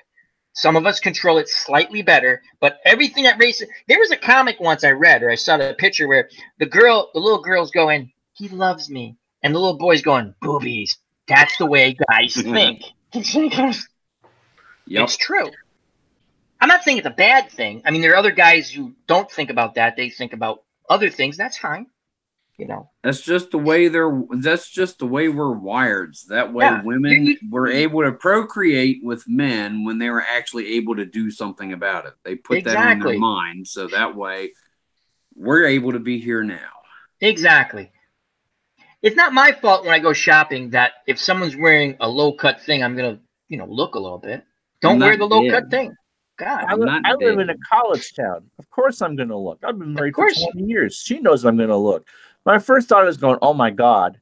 And then my second thought is, what is someone like you dressed like something like that? Because I'm the one that's looking at you. Yeah. I'm not your intended target. Put some goddamn clothes on. So pervs like me aren't checking out little girls like you. Oh, Ron, you're not a Yep. perv. Well, maybe Anyhow. a little, like we Well, all we're are. all a little bit. You got to have a little Yeah. perv in your relationship. That's all I'm saying. A little bit. Yeah, you do. Yeah. Yeah. Squeal. I'm not talking about that. Perv, baby. That's right. It was a disturbing movie. I know I brought that up before, but Deliverance, not a good idea. I will never visit that state ever. You don't need perv in West Virginia. No, it's no bad. I'm not finishing that joke. Ron's sitting there going, I want to say it, but the cat's like going, no. So anyhow, that all comes from the hypothetical situation that might have happened somewhere down in Florida at a hypothetical masseuse place. Probably totally legit, because you always put things in front of your window and it says you come in for a good time. That's what Honey, can you go pick up my stuff at the dry cleaners next door? I got to stop into this happy-go-lucky place for a moment. Thank you. you gotta have it better. What were you thinking with? Never mind, we know. And then we can go over to the Cracker Barrel across the street and grab some lunch. I just could picture. Oh, him they like, got Toblerones there. I like those. I just could picture him like when you said, like at Burger King, doing a line of Coke with the masseuse next to him, doing her thing, and he's looking at people going, "I'm Robert Kraft." Go. I just could. I don't know. Doesn't mean they should be stripped of every Super Bowl. If I had that much money, I'd be snorting coke off of porn stars' asses. What are you gonna do? I don't blame you. I don't blame you. I don't. I'm just. If you had that much Rise money, the OG. Hey, Devin, That's I was why in a he's the movie OG. once. I'm just. You were. I wouldn't. But hey, I don't have that kind of money, though, Chris. Oh, okay. They were saying, if I had that kind of money. they were saying, like, when they said there were more names that come out, everyone's like Tiger Woods. Leave poor Tiger. Leave poor Tiger Woods alone. Tiger's like, oh, yeah, Tiger was. Yeah, his wife tried to hit him with a freaking golf club. I'm pretty sure that relationship wasn't really good. I get it. He might have been. Well, he was. Okay, he was. Yeah, sort no of. doubt about that. If it moved, he hit that hole. He sure did. All in one. 115 minutes. I don't dislike Tiger. Everyone's like, oh, Tiger. I never disliked Tiger Woods. I didn't dislike him because of that. I never liked him in the first place. Okay, that's different. Then remember when they made those horrible commercials after that incident? What would my father think of him? Like, your father be like, man, you are a dumbass. Exactly.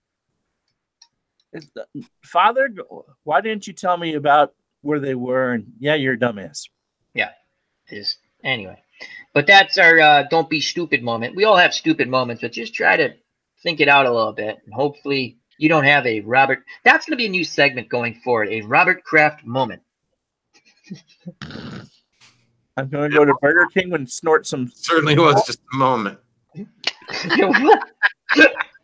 The other day I had a Kraft moment. Well, tell us about it. In the chat, we're going to ask you to share a Bob Kraft moment with us. Did it involve macaroni and cheese, Chris? Yeah. A little bit of tomato soup, and, with really good Kraft and cheese macaroni. Yes. The Velveeta. Isn't that funny? Smooth. Remember the Colts owner? Irsay, he's like that. Yeah. He's got cocaine, he's got pills, he's got a gun or whatever. I don't remember the other, but he had like money and this and that, and he's doing a gazillion miles per hour, and he gets pulled over, and he's like, What does he go? I have a problem. Yeah, I think you do. I think you do. I think you might have a problem. You're hopped up on coke, pills. You got a, I think you had a weapon. You have a lot of cash. What are you gonna do? And he got suspended 6 games. So my point being, what's worse? I don't care how many games the guy gets suspended. If it whatever they want to punish Robert Kraft, I really don't care. I'm just saying. You hear these other people going, "Oh my God, we need to nuke New England." What? No, I mean Kraft shouldn't be suspended unless he was actually involved with the trafficking part of it. Right, and that's what they originally. Remember when it came out, Bob Kraft and sex slave trafficking. I'm like, what? I'm like, and then you come out to find the guy went to get a massage and maybe something happened. I'm like, okay, wow, that happens probably all the time. I'm not condoning it. I'm just saying. So. Oh, Todd B says Patriots and Kraft both noted for uninflated balls. No. They're known for rapidly deflating balls. I would say low-hanging fruit. Only Giselle knows for sure. Oh, Giselle Bungin. That's why you need that blue pill, my friend. Tom, get off me for God's sakes. No, anyway. What's the drink tonight, Al? Is that cider? It is ginger ale and honey whiskey. Oh, that sounds good. It's excellent. Highly recommend it. And coffee to, you get like the yin and the yang. Because you're going to go to the all-night Burger King and snort some Sweet and Low while you have a Whopper? What it was, what was funny when OG brought up the whole thing about when it happened, and cocaine was thought to be a recreation, not a rectum.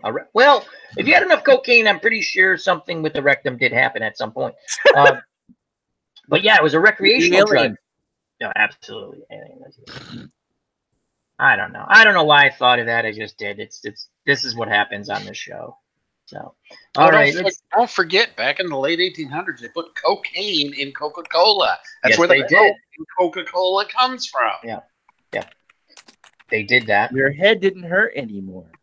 Yeah, nothing else hurt either. No. So, but as Sly the Tank Benjamin's rectum damn near killed him. That's a good one, Sly. As we've now progressed to rectum jokes. See, Dog, he's starting to giggle and laugh, so he's going to jump in at some point and make...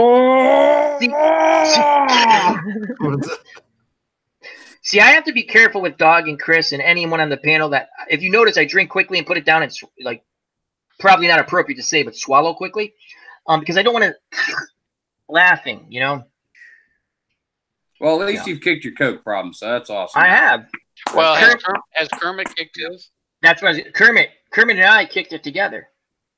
And I don't think Kermit's kicked his. Sure, we did. We went to rehab together. We came out with that degree, and we did a line of Coke to celebrate. We kicked it, man. Wait just a minute. I could picture it. I could picture Kermit the Frog doing cocaine. I really could.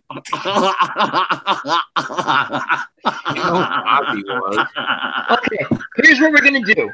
Here's what we're gonna do. Get monetized, even if you get the 1,000 subscribers, Al. Yeah, that's okay. Here's what we're gonna do. I just thought of something really funny. Sesame Street characters and their drug of choice. Oh. I think this could be fun. Yeah, educational for the kids. Big Bird's LSD. Who? Big Bird's LSD. Course, yeah. Big Bird's totally LSD. LSD. Do we agree? Let's hold on. So, So do we agree Big Bird's LSD? I agree with that. All right, I'm writing this down. Big Bird, LSD. And Elmo's the biggest cokehead around. Oscar's black tar heroin? No. Oscar is meth. Ernie's. Okay. Oh, yeah. Oscar is meth. Wait, we're going too fast. So who's coke? I agreed with who I can't. Elmo's definitely a cokehead. Oh yeah, Elmo's a cokehead. Elmo Coke. They're on HBO now, so they can talk about this openly, right? It's true. Yeah. Okay. So I think OG said Oscar's meth. Oh yeah, that's a good one. Yeah. Oscar's on meth. I like that. Mm-hmm. Oscar Meth. Okay. Mr. Snuffleupagus, I think he gets high with pot because he's kind of No, I think Mr. Snuffleupagus is the result of Big Bird on LSD. Yes. Oh, a hallucination. Yes. Well, Okay. no, everybody knows Snuffleupagus is around now, so that would mean He might be the result, but he still gets down. Yeah, oh yeah, no. He may be a result of LSD, but yeah, Snuffleupagus definitely with those sleepy, droopy eyes. He's I think definitely it's- a pothead. I think He's it's a pot. pothead. Let's just say, Snuffy's pot. Yep. Oh yeah. It's See how kinda this game just works? walking Pretty fun. around. Yeah, he's kind of like, he's got the munchies, you know. JD says, Elmo wants to be tickled. Where's Robert? It's the other way around, though. Elmo's with Robert Kraft. That would have been really funny if Robert Kraft went in there with an Elmo doll. Ecstasy. And he's like, we're here for, tickle me Elmo. So tickle my Elmo. All right, so far, Big Bird LSD, I like that. Elmo cocaine, Oscar meth, Snuffleupagus, marijuana. Bert does Ernie, as Todd Yeah. B said. Bert- I agree with that. Bert I and agree with Ernie are pain pills. They're Yeah. Vicodin. They're I like they're that. pain pills. Oxy. Yeah. Yep, Oxy. Opiate. Yep. Bert and Ernie pain pills. Okay, Bert. Grover is on speed. Grover Yes. is definitely Grover's on speed. I'm Super Grover. So, Ron, what did you do tonight? Oh, we matched drugs with Sesame Street characters. What about you? Sam, the Tangles Web, still with us. Hello. This Thanks for staying with episode us, is Dan. brought to you by the letter Q. Exactly. E. Okay. So again, this is for ha-has, people. Don't Yeah. call you. We already fired human resources. Call. You know who's in charge of human resources? Gigio. Yeah. Oh yeah. Before anyone can be hired, any female, they got sent pictures to me. Gigio, quiet. You have cocaine? Shut up. Anyway. I think Gigio there really needs to learn how to be on the YouTubes and everything a little bit better because I can hear you.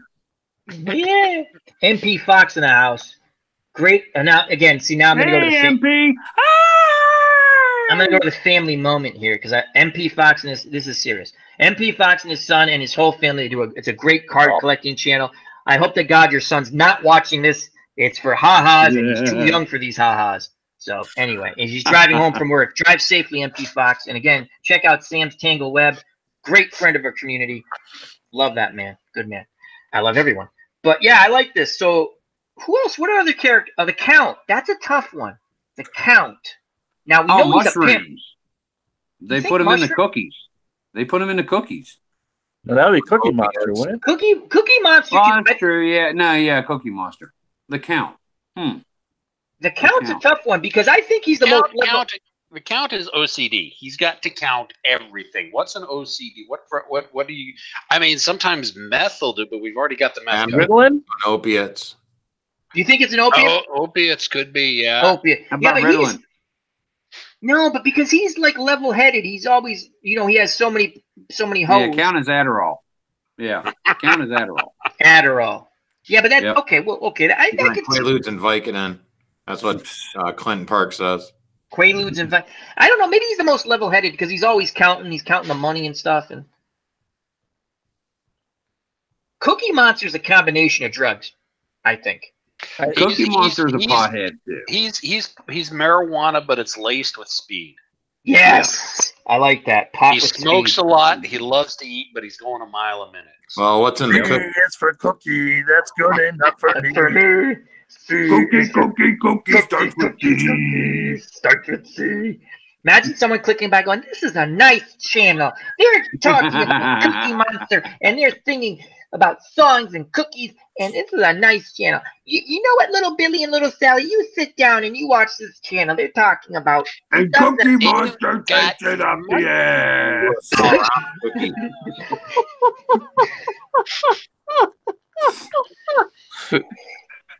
I didn't see that coming. He makes his own chocolate chips. Ooh. Oh, Ron. Ron can't. Here's the best part about Ron. he comes on and we do an interview, like we did an interview when I briefly did interviews with people, and we did a serious interview. And then Ron's like, "Yeah, I'd like to be on Chat with Al." I'm like, "Okay." And Ron's funny. I know he's funny. And I'm like, first time I lobbed one up and he knocks it out of the ballpark. I go, "This is why I like Ron." There's no filter. This is for ha-has. This is to make people laugh. You Yep. come here, we're having a good time. On Facebook, family can't find them. Yeah. People are like, "Ron, do you know that person Al Red Sox fan?" He's like, no, I don't know who the hell that is. No, who? No. Anyway, listen, you need to laugh. Crap happens in life. I have had 3 of the worst weeks of my life, period. Crap happens. Okay. So this is to laugh. It's just funny. It's funny stuff. It's not for everybody. If it's not for you, I get it. Just get the hell out of the chat. No, I'm just kidding. I'm kidding. So, do all the humans on Sesame Street drink to excess? I mean, we don't Gordon's a lush. Wait, we had Gordon. Gordon and Susan. What I don't about remember anybody. I don't remember the humans. What are they doing up there? And then what? Mr. Hooper He's dead. down at the store. I'm sorry, I was thinking Muppet Show. No, we're gonna get there next. Mr. Hooper. Are there any characters we missed? So let's just review. Let's review. Yeah. Green Book is a good movie. Okay. Anyway, now let's get to the Sesame Street characters and what drugs they take. Big Bird's on LSD. We're all in agreement with that, right? Check mark. Okay. Mm-hmm. The Count is on opioids and Adderall. I can't even say it. Adderall? Adderall. And opioids, right? Adderall. Isn't that the dog race up in Alaska? Yeah. It's just going on now. You know those dudes. That's Iditarod.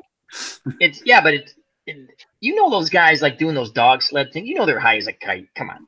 Or as Robert Kraft would say, I did it all. Yep, he did it his way. Regrets, I have a few. I shouldn't have went in where there was a camera where they let me do what I like to do. But I did it my way. Elmo's on coke. That's a definite. That was Ron came up with that one. And ecstasy. I have one request. Ooh. I have Who's on one ecstasy? request. Elmo. Okay, yeah, I can see that too. He's I have always one Yeah, request. he's always wanting to be hugged and touched and tickled. So yeah, that ecstasy makes more sense than Coke. Kermit is the only one on the show that is not using anything. Oh, bullshit. Bullshit. He's high as a kite. He drinks.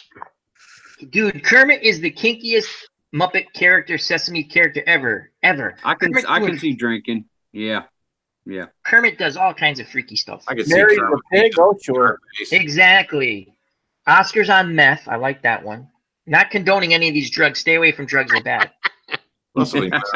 Snuffleupagus is pot. I like that one. God, aren't there any female Sesame Street characters? What else? Minor ones. Like, what? I can't even remember any. I know. That's what I'm saying. Is there more? Did we miss some?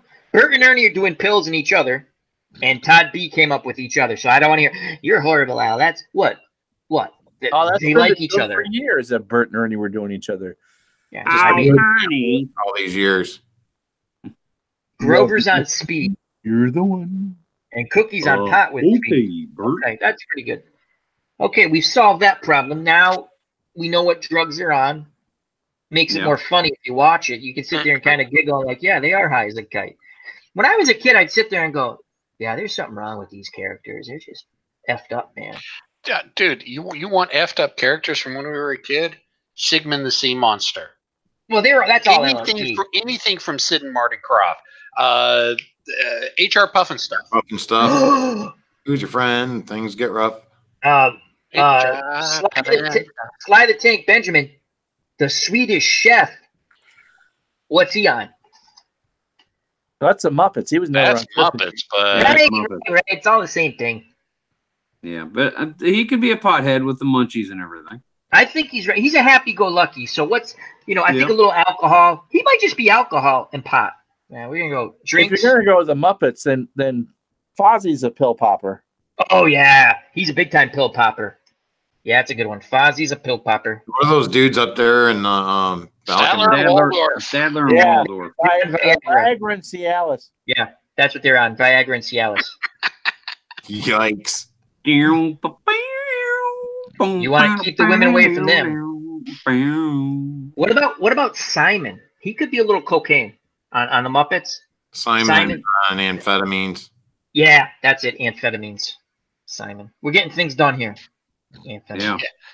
Sly the Tank Benjamin says animals on meth. Oh yeah. Animal. Definitely.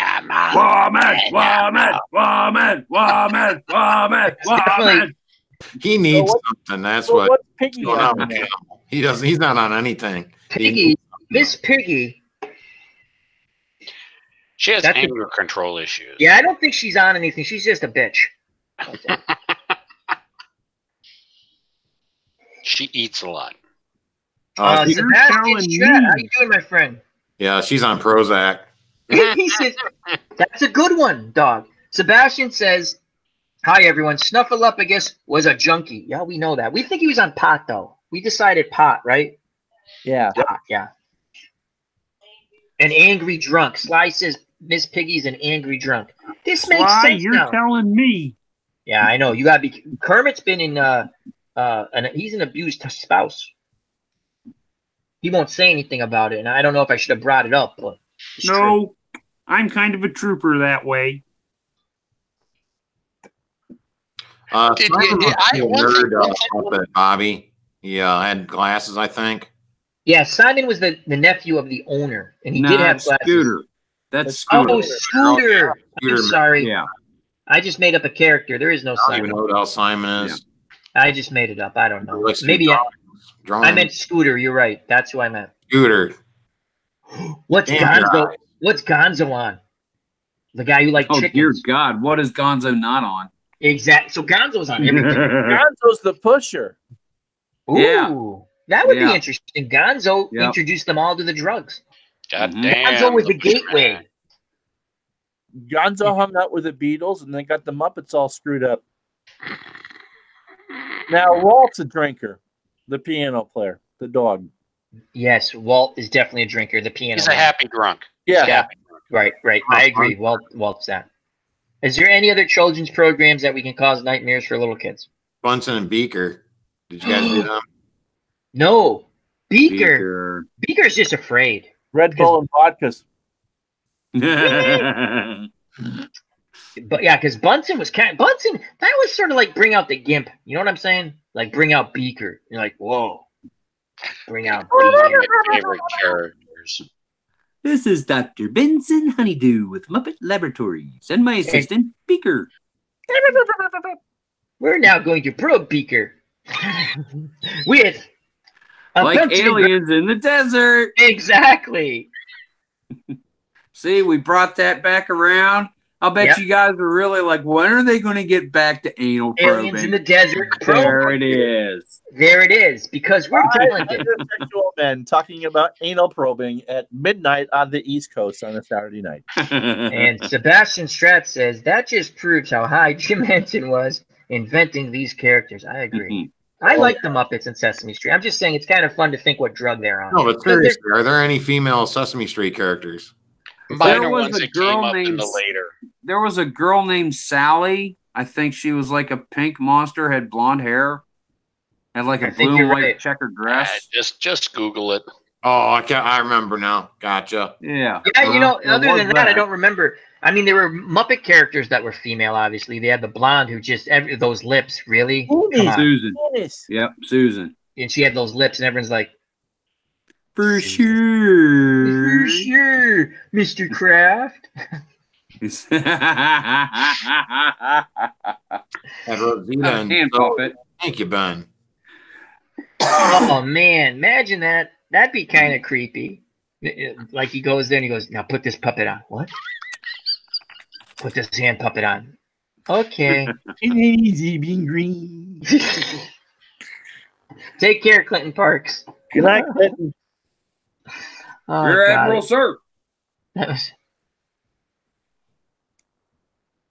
I don't know if I'd want that, you know, like the Rear Admiral as my nickname. That's what he asked for. I know it's what he asked for. I like the other No, one better. he but asked for the Admiral, but I threw the rear out there, you know. So Yeah, because it's like, and what are you going as for Halloween? I'm going as the Rear Admiral. See, the problem is though, you don't get to choose your own nicknames, especially in the military. Never in the military do you get stuck with your own nicknames. Your nicknames are given to you. You don't have a choice in the world on them. So what was? You don't have to tell us your nickname's Dog or OG, but Popeye. Yours was Popeye. Mm-hmm. That's not bad. I had two. Ogre and God. Ogre and God. Well, yeah, you were in charge of the guns. Well, for every department I was in, every division that I worked in, and being gunner's mate on small ships, or not, well, small departments. I mean, I think the biggest department I ever had, there was like 6 of us. I was the biggest guy every single time.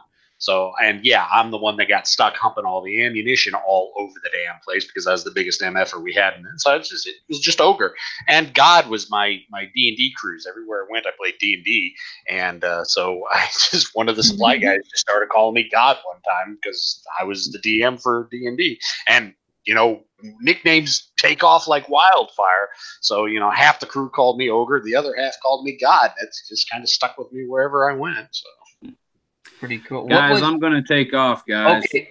Thank you very much, Chris from Stratmac Delaware. Remember to check out Stratmac Delaware, and he's got red, white, and blue racing up on the channel now, and much, much more. Thank you, chat. Al, Devin, Dog, Ron. Take care, guys. Good night. Spending time with you. Chris. Yep. So we're coming up on midnight. We'll field a few questions from the chat. I think it's been really fun. I've laughed. Thank you. I needed that. I've had some crappy weeks. So I thought this was a fun segment about picking what drugs that the Sesame Street characters were on. I don't know. That's me. Sunny days. Sunny day. Educational for sure.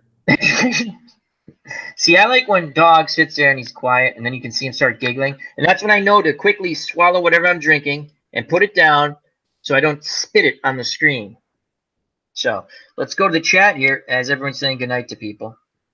If you want to throw any questions out to us to chat, and remember, we were looking, if you want, to have an open forum on one of our shows where you would leave us questions and we would answer them. And we pretty much talk about everything. I don't know if you're new to the program, but pretty much no filter here. We don't have much of a filter at all. Whatever would give you that idea?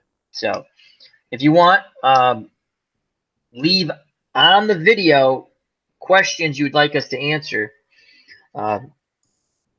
It'd be kind of a fun segment, but anyhow. So we have in the chat still with us JD. Check out that channel, please. He just finished up Call of Duty. The new World War II was out last year, but he just finished it up. I'm halfway through his last video. It's pretty cool. Ken Castro, our great sports writing friend from the state of Rhode Island. Sly the Tank Benjamin, lots of Game of Thrones. Todd B, Bobby Cantillano, Clinton Parks just left. Larry Harris, how you doing, my friend? Sebastian Strat. See, I did not know Sebastian had this really funny sense of humor. He jumped right in. He's a card and baseball sim player or sim sports. It's all for fun. It's good to laugh. Laughter is good. If you laugh, you don't need those effing pills. Most of the time. Anyway, lots of fun people in the chat. So, anyhow. So, you actually play Call of Duty or you just get killed by zombies? You know what's funny? That's a great question. When I first bought the game, I would play the game out. It's a fun game, the original games. I enjoyed it. It was World War II. I played different versions of Call of Duty, and there was another one that was Medal of Honor. Yes, that's the first, and they were really fun games. And my nephew always finished video games with my youngest nephew. Younger, not the youngest now, but my godson, he always finished video games much quicker than I did. And I was stuck on a part, and you get stuck on it, you go away and you play another game. And he goes, Uncle Al, there's a game, zombie game at the end. I go, what do you mean? Because there's a zombie game at the end when you finish. It unlocks. I mean, zombies. Like, yeah. So he literally, as I'm going, can't talk. Uncle Al, have some medicine. There you go. I feel so much better with my medicine. Oh, this raspy voice. I like it. Shut up, GGO. Anyhow, GGO's the white guy, by the way, if you don't know. He's the one who jumps the shark. I'm free. But, yeah, so he finished the game You walked me through how to finish it, and we got to the zombie mode. Okay. And ever since then, I buy the game basically so I can get the zombie maps. And now that I have it on PC, I just play zombie maps. Unfortunately, I got to upgrade my computer because it freezes up my computer. No one likes when I play. It's just not your computer. It's just how those maps are optimized. Yeah, a lot of people with those mods have the same issue. They're not optimized. Yeah, it's not. It's not. People in the community do a great job. They're fun. Oh yeah, no, I'm not saying that they don't do a great job, but they're not really programmers, and they don't have a lot of time to. And what's frustrating is you're playing, and I just want to keep playing, and no one likes watching me play zombies. But guess what? Every once in a while, I play zombies. I enjoy watching you play zombies. No, it's fine. So, MP Fox said he had a good time. Thank you. That's what it's all about: laughing and having fun. So, but yeah, that's a great question. Not that anyone cares, but yeah, when I buy it now, I just want the zombies. And now what I do is I discovered, well, I had the games on console, right? So there's no mods for console. Yeah. Then I was like, these guys play these really cool maps. I watch a channel called You Always Win. They're basically a zombie, and they make me laugh and stuff. And it's a fun channel with Chris and oh god, I can't think of well, it's Meaty and Guns for Hire. I can't think of Guns for Hire's real name now for a second. Anyway, but it's a fun channel. You Always Win. I watch a lot of it. If you go to my liked videos, there's a gazillion. They make me laugh, right? And it's fun to watch. I'm like, I like to play some of these mod maps, and they're fun. But it's tough. I've tried to play them with my nephew, and like you guys said, they'll freeze up your computer, and it's a pain in the ass. But they're fun, so I recommend it. But yeah, great question. I buy it basically for the zombie maps now, but what I'm going to do is just get them on the PC because it gives so much. When there's a mod to any game you like in a community, it just gives so much more life to the game. It's fun to me. So yeah, it's my favorite genre. Diablo is kind of fun, or Diablo-ish type games, which are kind of like, if you think about it, Dungeons and Dragons, except you're playing on a computer. Those are fun. I highly recommend if you have Steam, it's Path of Exile. It's free and it plays very well. It's a fun game. I think they're supposed to put it on the PS4 at some point. So, but I like Diablo. I don't OG or Dev. Or Dog. You guys ever play Diablo? I played Diablo when it first came out. To me. A lot of times I don't want to play the game to see how much better. I just want to see the storyline. But it's actually not a bad storyline. No, it's not. It's just that I play it through once and I'm done, and everybody else is like, oh, you got to play it through 12, 13 times. You got to get this little widget. No, I don't want to do that. Now, Borderlands, I'll play them.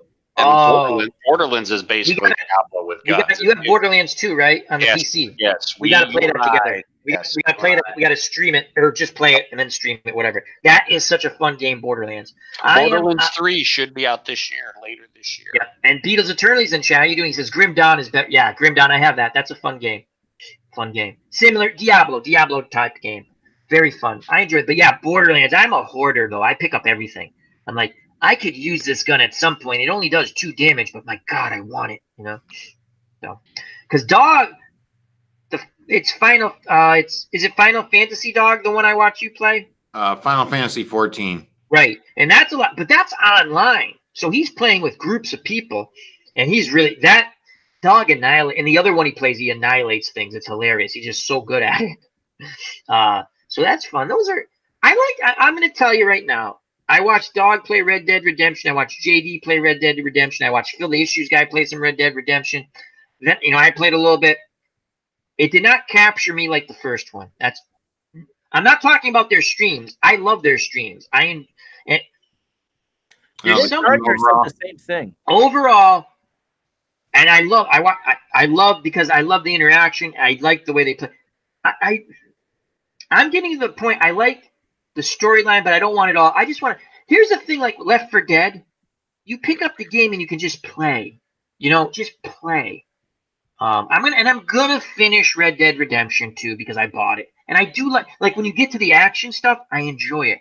But there's a game on Steam called Juarez or Call of Juarez. I can get to the action stuff a lot quicker. But the cinematography or whatever is excellent. The storyline's pretty cool. It's just. I was talking to my nephew, and he goes, yeah, I couldn't get in the game either, which I was in shock because we were looking forward to it.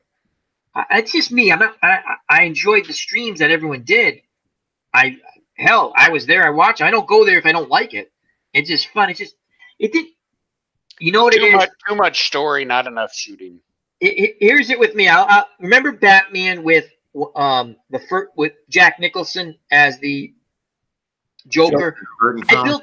I built that up so much in my mind that when I watched it, I went, because I missed it at the movies, and you get it on when VCR tape. And I sat down, I was like, okay, it's good, but it wasn't what I thought. So after playing Red Dead Redemption 1, which I loved, I played it. I would play the zombie thing over and this and that. I played the game over. When I got to this, I started to play, and I want to get away. I want to start playing. So the game's beautiful. I think it's like watching a movie, and that's cool. It really was. And JD and Dog did a beautiful job, but they always do. Dog was doing the Batman ones. I was enjoying that. He did the Batman. He flew through those. It's just nothing against it just didn't capture me. And I'll tell you what, I'll do it with a game I love. Borderlands. Love Borderlands 1. All-time favorite game. Borderlands 2 was good. I didn't like it as much, but I still finished it, right? But the handsome... Oh, then they came out with the one with... The pre-sequel. The pre-sequel, yeah, that's... I hated that. So, it just... Sometimes it doesn't capture me. It might capture other people. I'm looking forward to the next Borderlands. I hope they just keep the storyline a little similar and just give us a few different worlds. I just want to play the same game with some different characters, sort of, and just different adventures. Hell, you hit something on the head, though. Yes. Red Dead Redemption is one of the. It was like watching a movie. But once you finally get it yourself, as you said, you just want to play. And you probably had seen some of the, Dog and the others play it. And that's why it doesn't. Yeah, it doesn't bother me that I saw the things that were coming up. I kind of like that because I know what to expect. It's kind of cheating, but I don't care. It's a game. I bought it. I kept, you got to do this. I'm like, oh my God, I just want to shoot stuff. I think that's why I like those zombie games. I stink at those games. I'm a below average player, but I can enjoy them because I just go and you escape. And I actually was I recording? I think I would. I think I had the camera on those. I don't even remember. And I'm like, I get nervous and stuff like that. It's a stupid game, but it's fun to me. Borderlands had storyline, but I thought they did it quick. Quick, and they were funny. I like the funniness. I like to laugh. The other one was 18-something, whatever. Short game. My friend let me borrow it because I was going to buy it. I brought it back 3 days later. I go, these cutscenes are killing. And you couldn't skip the cutscenes. You could not skip the cutscenes. I'm sitting there going, like, you had to wait like a minute and a half in or more before you could. I'm like, these cutscenes are up to. I was glad I didn't. Do you know what game I'm talking about? Like 3 hours long too, or some 3 or 4 hours long. It's 18. It's like werewolves and you're like a secret. And it was a fun game, and I'm like, I can't do it anymore. I brought it back. I go, thank you. He goes, don't you want to? Nope. See, that's why I enjoyed you doing the Strange Brigade because. Oh, I love it. That's my type of game. Quick scenes and jokes all the way through it, and it's full of action.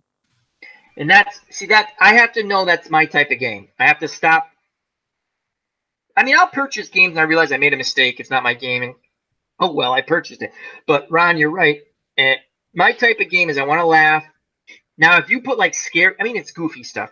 They made it like a monster movie in the 30s and 40s. To me, I like that stuff. And it's not easy, at least for me. I told you there's some issues that came up. I didn't stream for a while. Devin knows about it. Ron knows about it. Told him it's just bad things.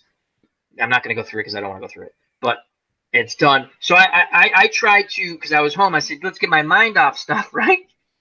And I try to get past that part because I want to stream the end of that game, but I don't want. How many people are going to watch? It's funny for the first 10 minutes. Look, Al's struggling again. Oh, that's great. It's the same video. Oh, Al stinks. Yeah, I know.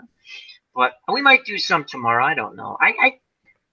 I've tried different things, but yeah, that's my type of game, Ron. I like that Strange Brigade. Yeah. Once I get past that, there is a download for like $4. We'll download that. We'll do those missions, and we have fun with it. I'm not good. But it's fun. You basically if you've not seen me play Strange Brigade, we're going to end this pretty soon. We'll go through the thing. We'll check the chat. I always come up with this strategy, and then I say, as long as they don't close the door behind me, and they always close the escape route, you know, not I say door, but you can't. It just means you can't go any farther back. I'm like, well, if you just let me go a little farther back, I had it all planned out, but no. But it's a fun. I like that. That's my type of game. What was, before we go to the chat? Beetle says, yeah, God of War. I watched. Who played that? That was awesome. But he had that, and he was loving that. Yeah. Did you play that too, dog? God of War. Who did? Oh, I know. Omenino. That's who I watched play God of War. That was really fun. Yeah. Beetle says God of War is good. Yeah, it's been around for a while. There's been like 3 or 4 of those. Beetle says I might stream that, Al. Well, that'd be cool. I'd watch. What are some games that surprised you, regardless what platform, whether PC or console, and what are some games you were disappointed with? Again, nothing against the game. It's Red Dead Redemption 2. It's just, Ron hit it on the head. I want to play, and it's, like he said, I'm going to give you 2 games right now. We just talked about. I was disappointed with Red Dead Redemption 2. Not with, I've watched my friends play it. I love it. Them doing it. I just wanted to get to the parts that I wanted to get to, and you can't. And I get frustrated, and I stop playing. And the game I was surprised with, and pleasantly surprised, Strange Brigade. Totally enjoy that game. I just need to get past that part. So, dog. One thing I want to say about Red Dead Redemption 2, I know, I think when we first talked about how blown out of the water I was with it first, but, you know, kind of after the second replay, you know, things kind of changed for me just a little bit, because kind of the things I talked about, the little issues that I had that I, you know, took a little minute score down, right? Yeah, I remember. Yeah. Affecting the replay value on it, right? You know, I mean, the little annoying things like, you know, like you put your loadout on, right? And now you get on your horse, and then you get off your horse. And it changes it. You can't. It was a little game flow things like that. And as a streamer, right, that's really something you don't want to have to issue with when you're streaming, right? You want to be able to play the game, have a nice flow to the game, right? And be able to engage with your chat at the same time, right? And, you know, and when things like that go on, and you're focused on making sure all your loadouts are correct at all times, because every 2 seconds this game's going to change them on you, things of that nature, right?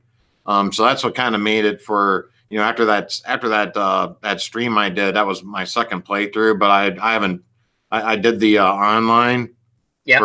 I just did the opening online thing, and I'm like, people didn't like that. I heard. I'm like, you know what? I got all these badass weapons on my dude in the main game, right? But they don't carry over though. I'd rather do that, you know. Yeah. And you know, but I haven't picked it up since. So yeah, the Red Dead 2 online is bombing horribly. I mean, people are even saying it's worse than Fallout 76's multiplayer. Gotcha. So, wow. Yeah, you're not the only one that's disappointed with the multiplayer in Red Dead 2. And then I was happy and sad at the same time. I don't know. I haven't researched on how sales did and what the actual, you know, complete feedback is, but it didn't look good to me. And you know, but at the same time, I was kind of sad was the Anthem game that just came out. That was supposed to be good too. With that happened with Andromeda, I knew it was going to transfer into what was going on with Anthem. And like I've been watching videos and, you know, characters just floating in the air and things of that nature. Right, I was laughing at it, right, and then the features on some things and a lot of the issues that game's having right now. I was glad I didn't make that purchase. Yeah, three days after Anthem came out, it was already in the bargain bins at a lot of places. Wow, because that was supposed to be a big time title. Yeah, I mean, like, and OG knows we're both huge BioWare fans, right? So like, before, like, you saw BioWare on that box pre-order just because of that brand, right? Because of the purchases I've made in the past have been absolutely outstanding purchases, right? And now that brand is absolutely. I don't, when I see it now, I don't buy the product until I do research on it first, right? So, I don't, because games are expensive now. Yeah, I don't just willy nilly just go buying games now. You know, they got to earn my patronage. You know, Beatles anymore. says not Beatles. like I'm rich, but even if I was, you know, super rich, I would still. Why would I give these people, you know, dollars to make crappy games, right, or broken games, and then give us promises of we're gonna fix it later, right? You know, who wants that, right? Yeah. By then, all the gamers that, you know, that first came in, all that base, right? A player had, they, you know, most of them have left by the time you make the fixes. So what was it? Like No Man's Land, right? Or right, absolutely, Ron. You know, one of those things that you just looked at the trailers going, oh, and so I watched a couple of live streams with that and going, there's nothing to this. You're doing the same thing over, and you know, it was just you know, there wasn't any story and there really wasn't any action. And once you did the 2 or 3 actions, you just did the same things over and over and over again. And it just, that I think came out at $59.95 too. Was promised with a multiplayer and blah blah. Oh, are you talking No Man's Sky? Yeah, No Man's Sky. Yeah. I mean, that was just a colossal. The Beatles says Anthem might kill BioWare. Yeah, and you know, it's sad to me because, you know, just as, you know, we've talked about Star Wars way in the past too, Al, right? Yeah, BioWare that was my Star Wars in the gaming realm, right? When I saw the BioWare, that's like seeing Star Wars flash at me, right? You know, so just like what Beals is saying here, this might, you know, and I said that too. I said, if, you know, if Anthem doesn't do well, this might be the end of BioWare.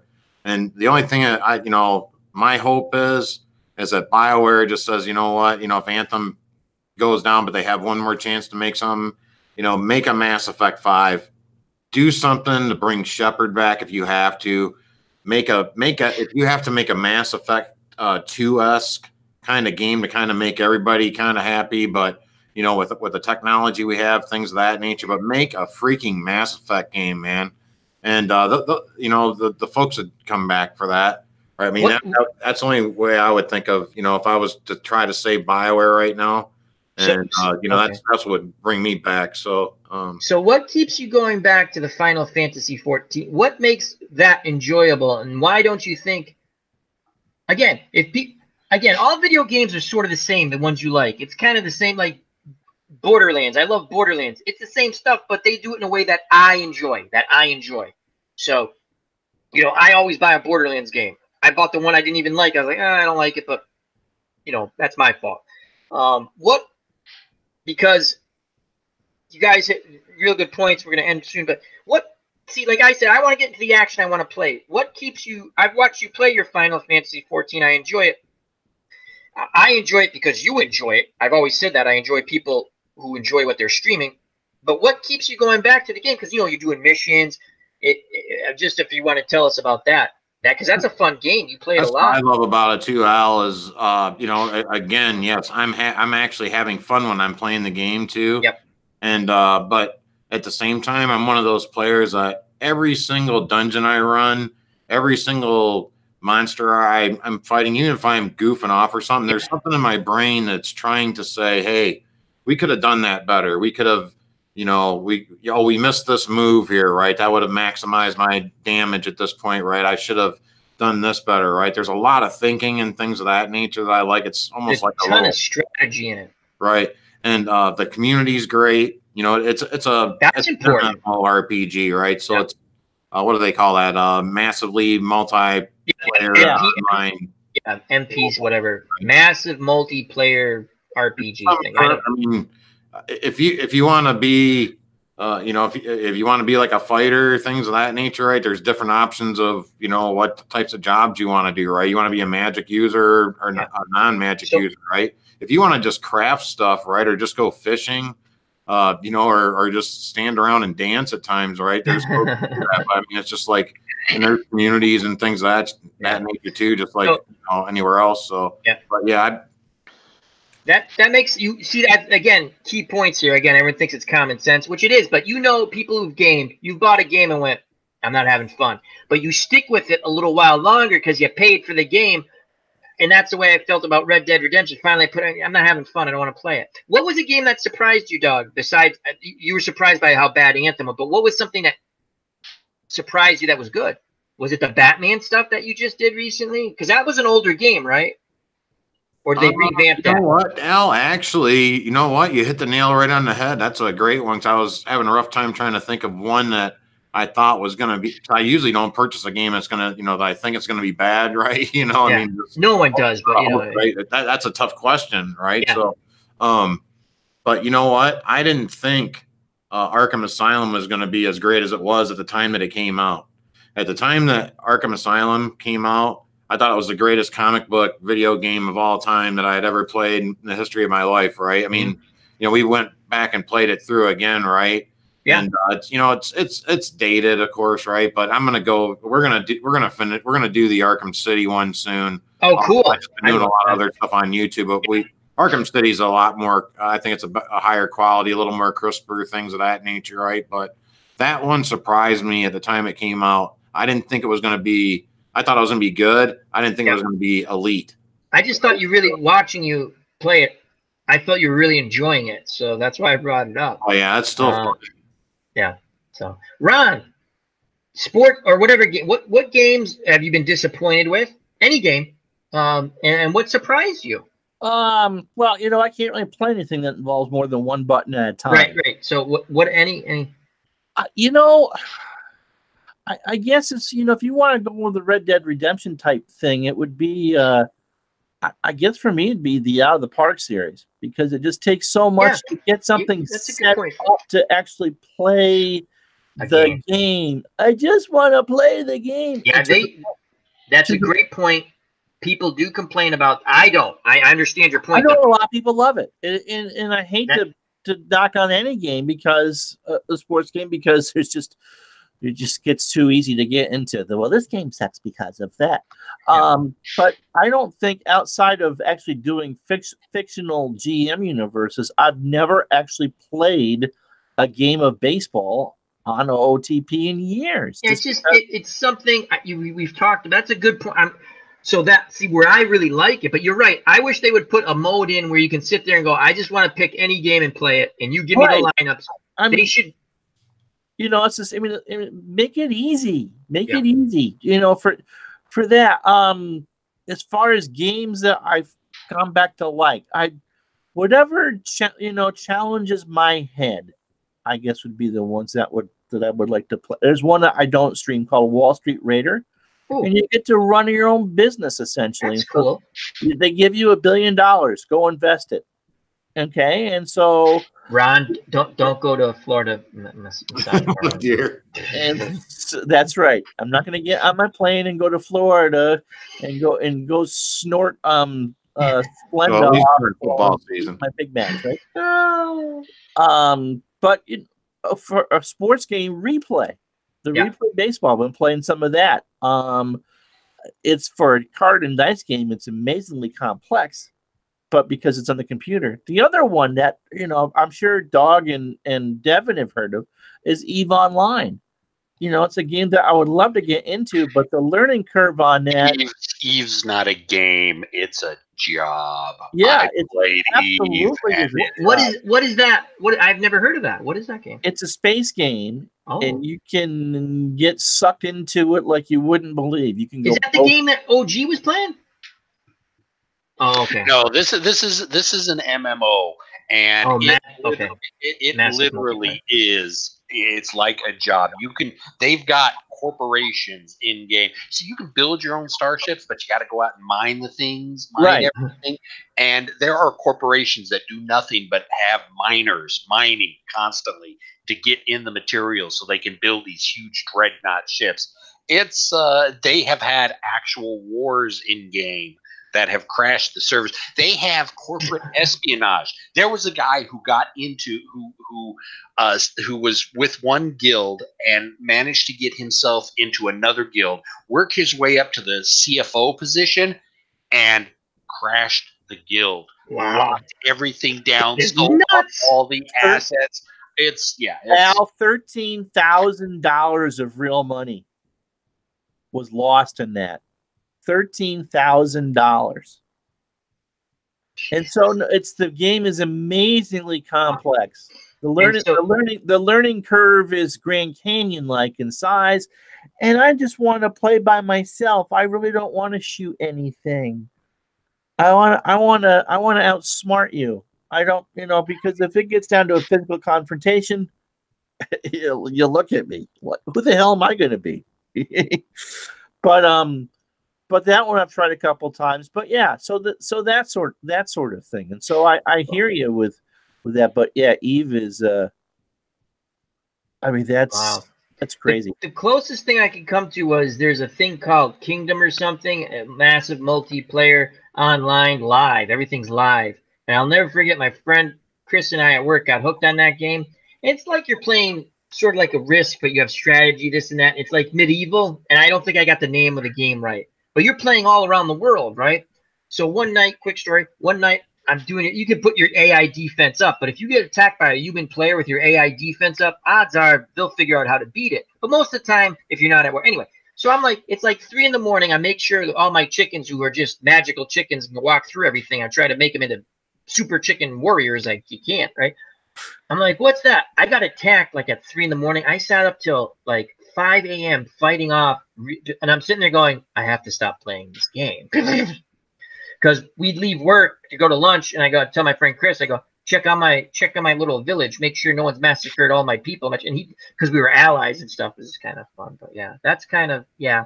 I can see that because I got involved, not in that type of, but a similar game, but. So that's kind of cool. So those are games you like, and I hear the out of the ballpark. I wish they would add a thing where you could just quick play. Now the quickest thing to do that would be just to set up a game where you play like an exhibition. But I think they should have a format where, and I hope eventually they get there, where if you just want to pick a team, and you can kind of do that now, but it's a little cumbersome. You have to click everything on, if you play a season. And you don't have to do anything. When you say I want historical transactions, but the other thing I wish they would do is let me play any game. I want to play any game. That would be kind of cool. So when you do and I hate to bag on it, but it's no, that's not the. But it's the ultimate baseball sandbox. But it's just it's not your cup of tea. I hear that. My cup of tea. Yeah, I just want to it's one of the reasons why I like the action PC. Here you go. The one thing that when people do, see, you don't. When people who don't like the game, that's fine. When they say it's a click and point, and they don't understand the strategy. Well, there's a lot of strategy in the game. That's all I'll say about that. Yeah. And so all these games that we've talked about, even if they're they're console shooters. I mean, you're competing against yourself as much as you are trying to get whatever the objective is. Yeah. So, OG, what about you? Well, to understand how I pick games and how I enjoy games, you got to understand I have a very low threshold for what I enjoy. That's okay. It doesn't take much. Yes, but there's a game that's disappointed you, and there's a game. Oh yes, Oh yes, there are several. I don't typically buy a game unless I think I'm really going to enjoy it. So I haven't been burned very often. Andromeda burned me hard. That's the one. Doc did the same thing with that one before. Painful. It was you because conversely, the first one was a surprise. I mean, I just went into Blockbuster one day because I used to rent a bunch of them for my 360 from Blockbuster. Yes, remember when there was a thing called Blockbuster where you rented videos from? I rented games. I used to love that. So I went in there one day and I was just looking for something to do. Hey, Mass Effect, it's a space game. It's a role-playing game. It's like, all right, fine, I'll give this. I knew virtually nothing about the game. Absolutely blown away. Fell in love with the series. And that's why I think Andromeda hurt so much, is because I had followed the entire series since pretty much the beginning. Yeah. Some other games. So I don't get burned very often on games. That one did burn me. Arkham. Again, this was another Blockbuster. I knew it was going to be good because it was Batman, and I like Batman. And so I went in at like 3 o'clock in the afternoon and said, well, the day it was released, it's like, well, they're all already been rented. But you know what? And the gal in there knew me. She says, but you know, this person was supposed to come in at noon. He ain't picked it up yet, so I'll let you go ahead and have it. Cool. So it's like, yes. So I go home at like 3. I get home at like 3:15. Next thing I know, it's 5 o'clock in the morning. I don't want to go to bed. I was just having such a blast with the game. That's a great game. It was just a phenomenal game. Other games that have been hidden surprises that I've actually fell in love with. Borderlands. Again, that's something I Borderlands rented and just fell in love with it. Gears of War. I just absolutely fell in love with. Saints Row 3. Oh, Saints Row is hilarious. Saints Row 3 is I don't own them, but I've played them because other people have had it. The first scene in Saints Row 3 when you fall out of the plane and they're joking about, my God, we've been falling for 5 minutes. How high up were we? How much stuff was in this plane? Because there's all these crates and everything. It's like, this doesn't make any sense whatsoever. And it's like that right there. It's breaking the fourth wall. I loved it. So I think you hit it on the head for me. And Ron said, why I love Borderlands is it made me laugh. There's action. It was not easy. I'm not saying it's hard, but it was challenging. I don't want something that's mega hard either. That pisses me off to no end. Dark Souls. I'll never play Dark Souls. I played that once. Someone jumped into my game and killed me. I'm like, what? Mr. Saint's in the house. Fandom D Saint. David the Saint. How are you, my friend? Check out that great channel. He says Saints Row 3 is the only one I played, and it was awesome. Yeah, 3 was the best. 4 sucked. 2 was Yeah, that's the one I think. And JD brought up a point here, right? You can read the dog if you want. Yeah. Oh, sorry, buddy. No, go ahead.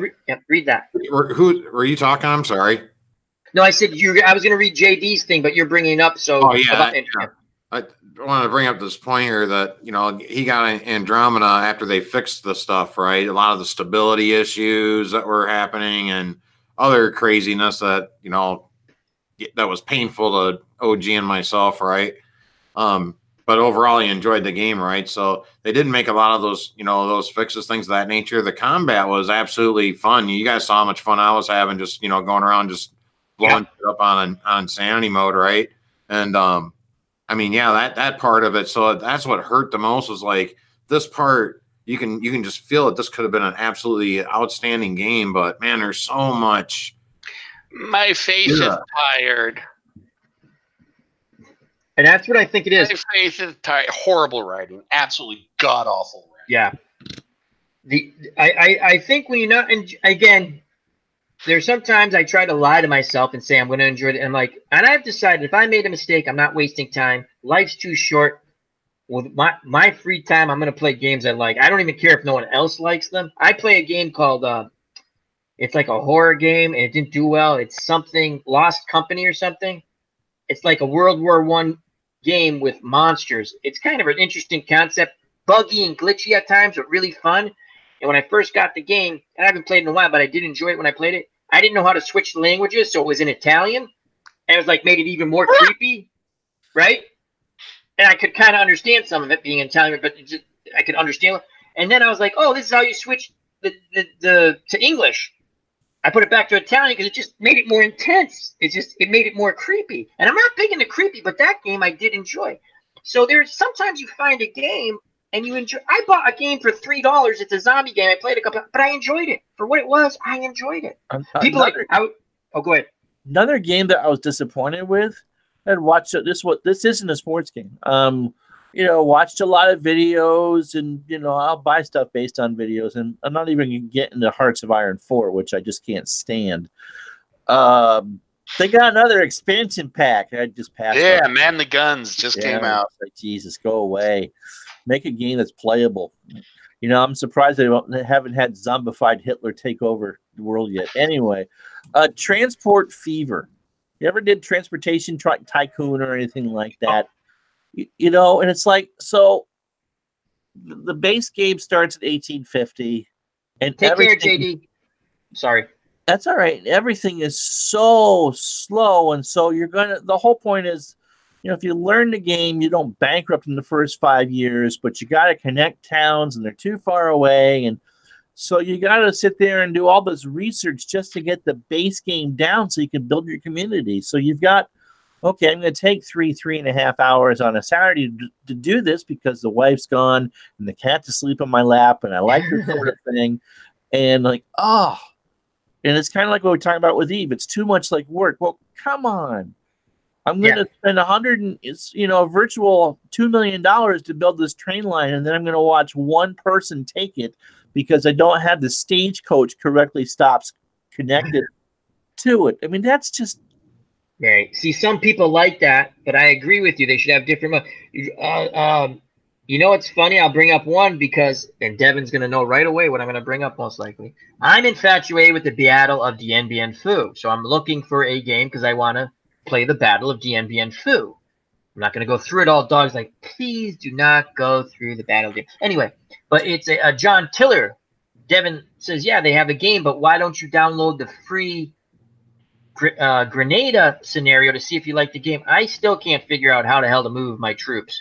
And you'd think it'd be easier than, I mean, I'm not stupid, but Devin had brought up something, but he also brought up Devin brought up a point when I asked him a question about military strategy games where some people just like to say, yes, I can play this game. I know exactly how to play it. I forgot what the game was, but you said it's a lifestyle. Advanced Squad Leader. Yeah. Yes. Oh, God. So I hear what you're saying, Ron. Well, and see, I enjoy Tiller games. I absolutely. Oh yeah, I've watched you play. Tiller scratches that itch for me. The problem is, I put a lot of time into researching the game. I mean, I had to. I went through the tutorials. I went through the rule book. It didn't give me what I was looking. I had to go to forums. I went to. Don't you think, as much as you like the game, when someone gets it and understands it, it plays well? I've watched people online play it, but don't you think they should kind of make it so I can understand it because I might purchase more games? No. Like It's painful to get into if you're not familiar with it, and if you're not willing to put the effort in. No, there's a lot of games that are out there like that. A lot of games. No, that's what I know. And there's some games that people play this one game and that's what they enjoy. But I like to play a lot of different games. That's just me, so I get that. But yeah, I was just curious. It's kind of interesting that we're similar in what we like and don't like. We might be different games, but what we're looking at. So thank you. I was just curious. Like Borderlands, to me, I'll buy it, and I'll be sad if it's not good. But guess what? If they come out with a one after that, I'll buy it again because I'm always sitting there going, it can be like 1 and 2. It can be like 1 and 2. Borderlands Borderlands going to be a pre-purchase for me, just like absolutely. Cyberpunk 2077 is going to be a pre-purchase for me. So. Borderlands had the best downloads. The Dr. Ed's or Ned's, whatever it is, hilarious. It made you laugh. The Island. They gave you all kinds of monsters, and you could level it up, meaning once you got to a certain point, you can say, yeah, let's play at a harder level, which I did. It just was fun. And that's a great co-op or online game with friends. That is a fun game. So anyway, I think it's 12:39. We've had I hope everyone's enjoyed themselves. I had a great time. Dog, thank you. Thank you to Chris from Stratomatic, Delaware. Thank you to Comics with Bueller. Thank you to Ron Juckett, Retro Sports Network. Thank you to the OG, the original Grognar. Check out all the – and we're going to go through the thing. I'm going to just do it a little different. I want to say thank you to the people in chat real quick. Ken Castro, Phantomatic, Bobby Cantalano, Beatles Eternally, JD. We had lots of fun people in here. Fandom D. Saint, Robbie Warburg, Todd B. Oh, boy. Lots of people. Ken Castro. Did I say that already? Probably did. Sly the Tank Benjamin. MP Fox. Great channel. I love that. That's why I was like, I'm always wondering, like, does his son ever watch? God, I hope not. Sebastian Strapp, we found it has a wicked sense of humor, and I like that. Well, I'm going to miss people. AU is here. LMR. Yep. Thank you. Thank you. Anyone jump in if I missed someone? Thank you. Larry Harris was here. Larry Harris, I think, was here, too. Yep. Todd anyway. Yep. All right. There's a lot. Wow, we had a good time. So if I missed you, I apologize, but we usually say hi as you come in. Thank you. You guys are what make this fun, and the panel is what makes it fun to me. I've had a crappy less than a year, excuse me, with loved ones losing my loved ones, helping someone who couldn't help themselves, and then you lose that battle, and you think you made a mistake because that person's no longer here. So you go back through the decisions and choices you made to try to help that person. So this was fun. It made me laugh. I appreciate that. And that being said, let's go to our panel. We'll start off with Dog, then we'll go to Uncle Ron, and then the OG, and I'll say a few final things. Did you say start with me? Yes, sir. Oh, yeah. I have tinnitus, guys. Sorry. No, that's all right. Yeah. Hey, thanks a lot for having me on, Alan. Yeah, it's great to be on with you guys again. And yeah, I'll be on tomorrow, Sunday. I wanted to get with you, Al, and talk about doing that Ben-Hur stream or I'd love to. stream of some sort. And any of you guys are Ben-Hur fans at all would be most welcome, of course, too. So.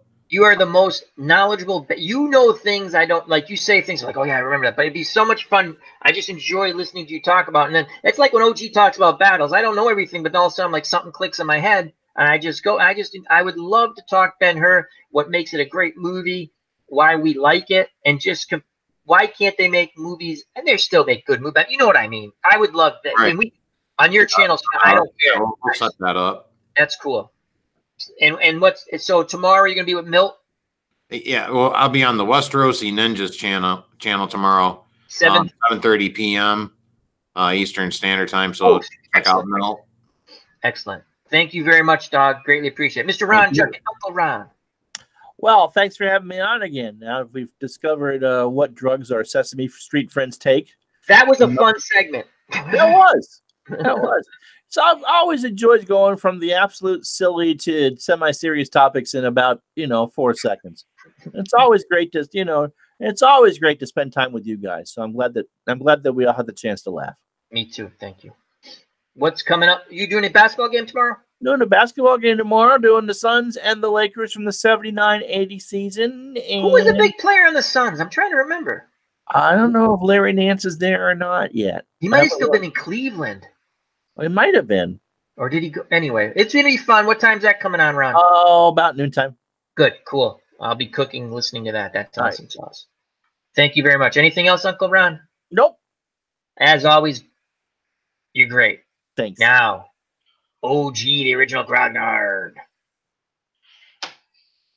I don't know. I got nothing. Why we end with OG? Come on. Yeah, that's it. Guys, whatever. Yeah, it's just continuing. The catfish is out. He is. Oh, shoot, he is. Yeah. Wow. Take a look at that. Yep, he gets up there. He likes swimming around, and it's odd for him to come out this late at night. But yeah, he must. Well, I haven't fed him yet, so that's why he's probably. If Daddy, I'm hungry. I need food. So I need to feed him when we're done with this and put the fishies to sleep. But yeah, I expect more Coral Sea goodness coming up this week. I've gotten through 6 or 8 turns on my own just to speed. And like I said, the nighttime turns, since I didn't have to worry about search planes or anything, it's just moving the task forces around. It's like I went through 3 of those turns in like 10 minutes, and I wasn't talking because that tends to expand my time a little bit, but I'm getting kind of getting close to the point where the Tulagi invasion force is getting ready to invade Tulagi, so I may go ahead and jump in and when the invasion happens, just so from a mechanical point of view we can see how invasions work in the system. Are there any land battles at all in that, or no? No, it's pretty much all naval. The only quote unquote land battles is whenever you do a naval invasion on a port, but that's kind of just abstract. You just dump troops. That's what I thought. You just gotta get the troops there, not get sunk. Yep, that's pretty much it. Okay. I've actually been thinking, kind of motivated by Dog, since he does so much Final Fantasy 14 streaming. I recently got back into Star Wars: The Old Republic. Yeah, you've been playing that on Steam, right? Yes. Well, it's not on Steam, but it does show up on the Discord. Okay. It's one of the games that Discord does. Discord, yes. So I've been thinking of doing that, and since that is so story driven, and the stories are just so damn good. The Imperial Spy, one of the absolute best stories of all time I've ever played in a computer game. So I'm thinking of starting a new character and just taking him all the way through the main storyline, through the Maked, through the Revenites, through Knights of the Fallen Empire. Just doing it all, just playing it straight through. We'll see. I'll have to stick my feet in the water, see what the response to that is. But I'm thinking of doing that. And I'll use player input when it comes to major decisions, because that game is a game that you make a decision at the beginning, it's gonna have consequences down the line. That's cool. Well, and also maybe this coming week, if we have time, I'd like to do that Coral Sea. Yes. Where basically we'll probably do a pre-thing and you just refresh. I did a little studying on it, but that's one of the ones I'm not very. I'd rather just do it and have you talk about it, and I can bounce questions off of you. Yep, so no worries. I can do that. So once again, I'd like to say thank you to Dog Sidious. Dog Show. I still call him Dog Sidious. All hail the Empire. OTDA was in the chat. I forgot. I love OTDA. Thank you to Dog. We had over 21 viewers at one point. That's fun. That's fun. Yeah. Thank you. And it's because of you guys. So thank you to Dog. Thank you to Chris from Stradmatic Delaware. Thank you with Comics with Bueller. I like another big shout out to Sam's Tangled Web, good friend of Comics with Bueller. I consider them part of our community. They're very nice. Thank you to Uncle Ron Juckett, Retro Sports Network. Thank you to the OG, the original Grognard. And thank you to everyone in the chat. Thank you. And if you want, put questions on the video when it posts. We'll do a little Q&A. Questions you'd like to ask any of us. And if one of us is not here that time, because sometimes not everyone can make it, we'll hold that question over for when they are here. Any kind of questions, whatever you want, usually like fun-based, but anything. So thank you. Till next time, health and happiness. Take care. Bye-bye. God bless, folks. You know what's coming. Peace. Night.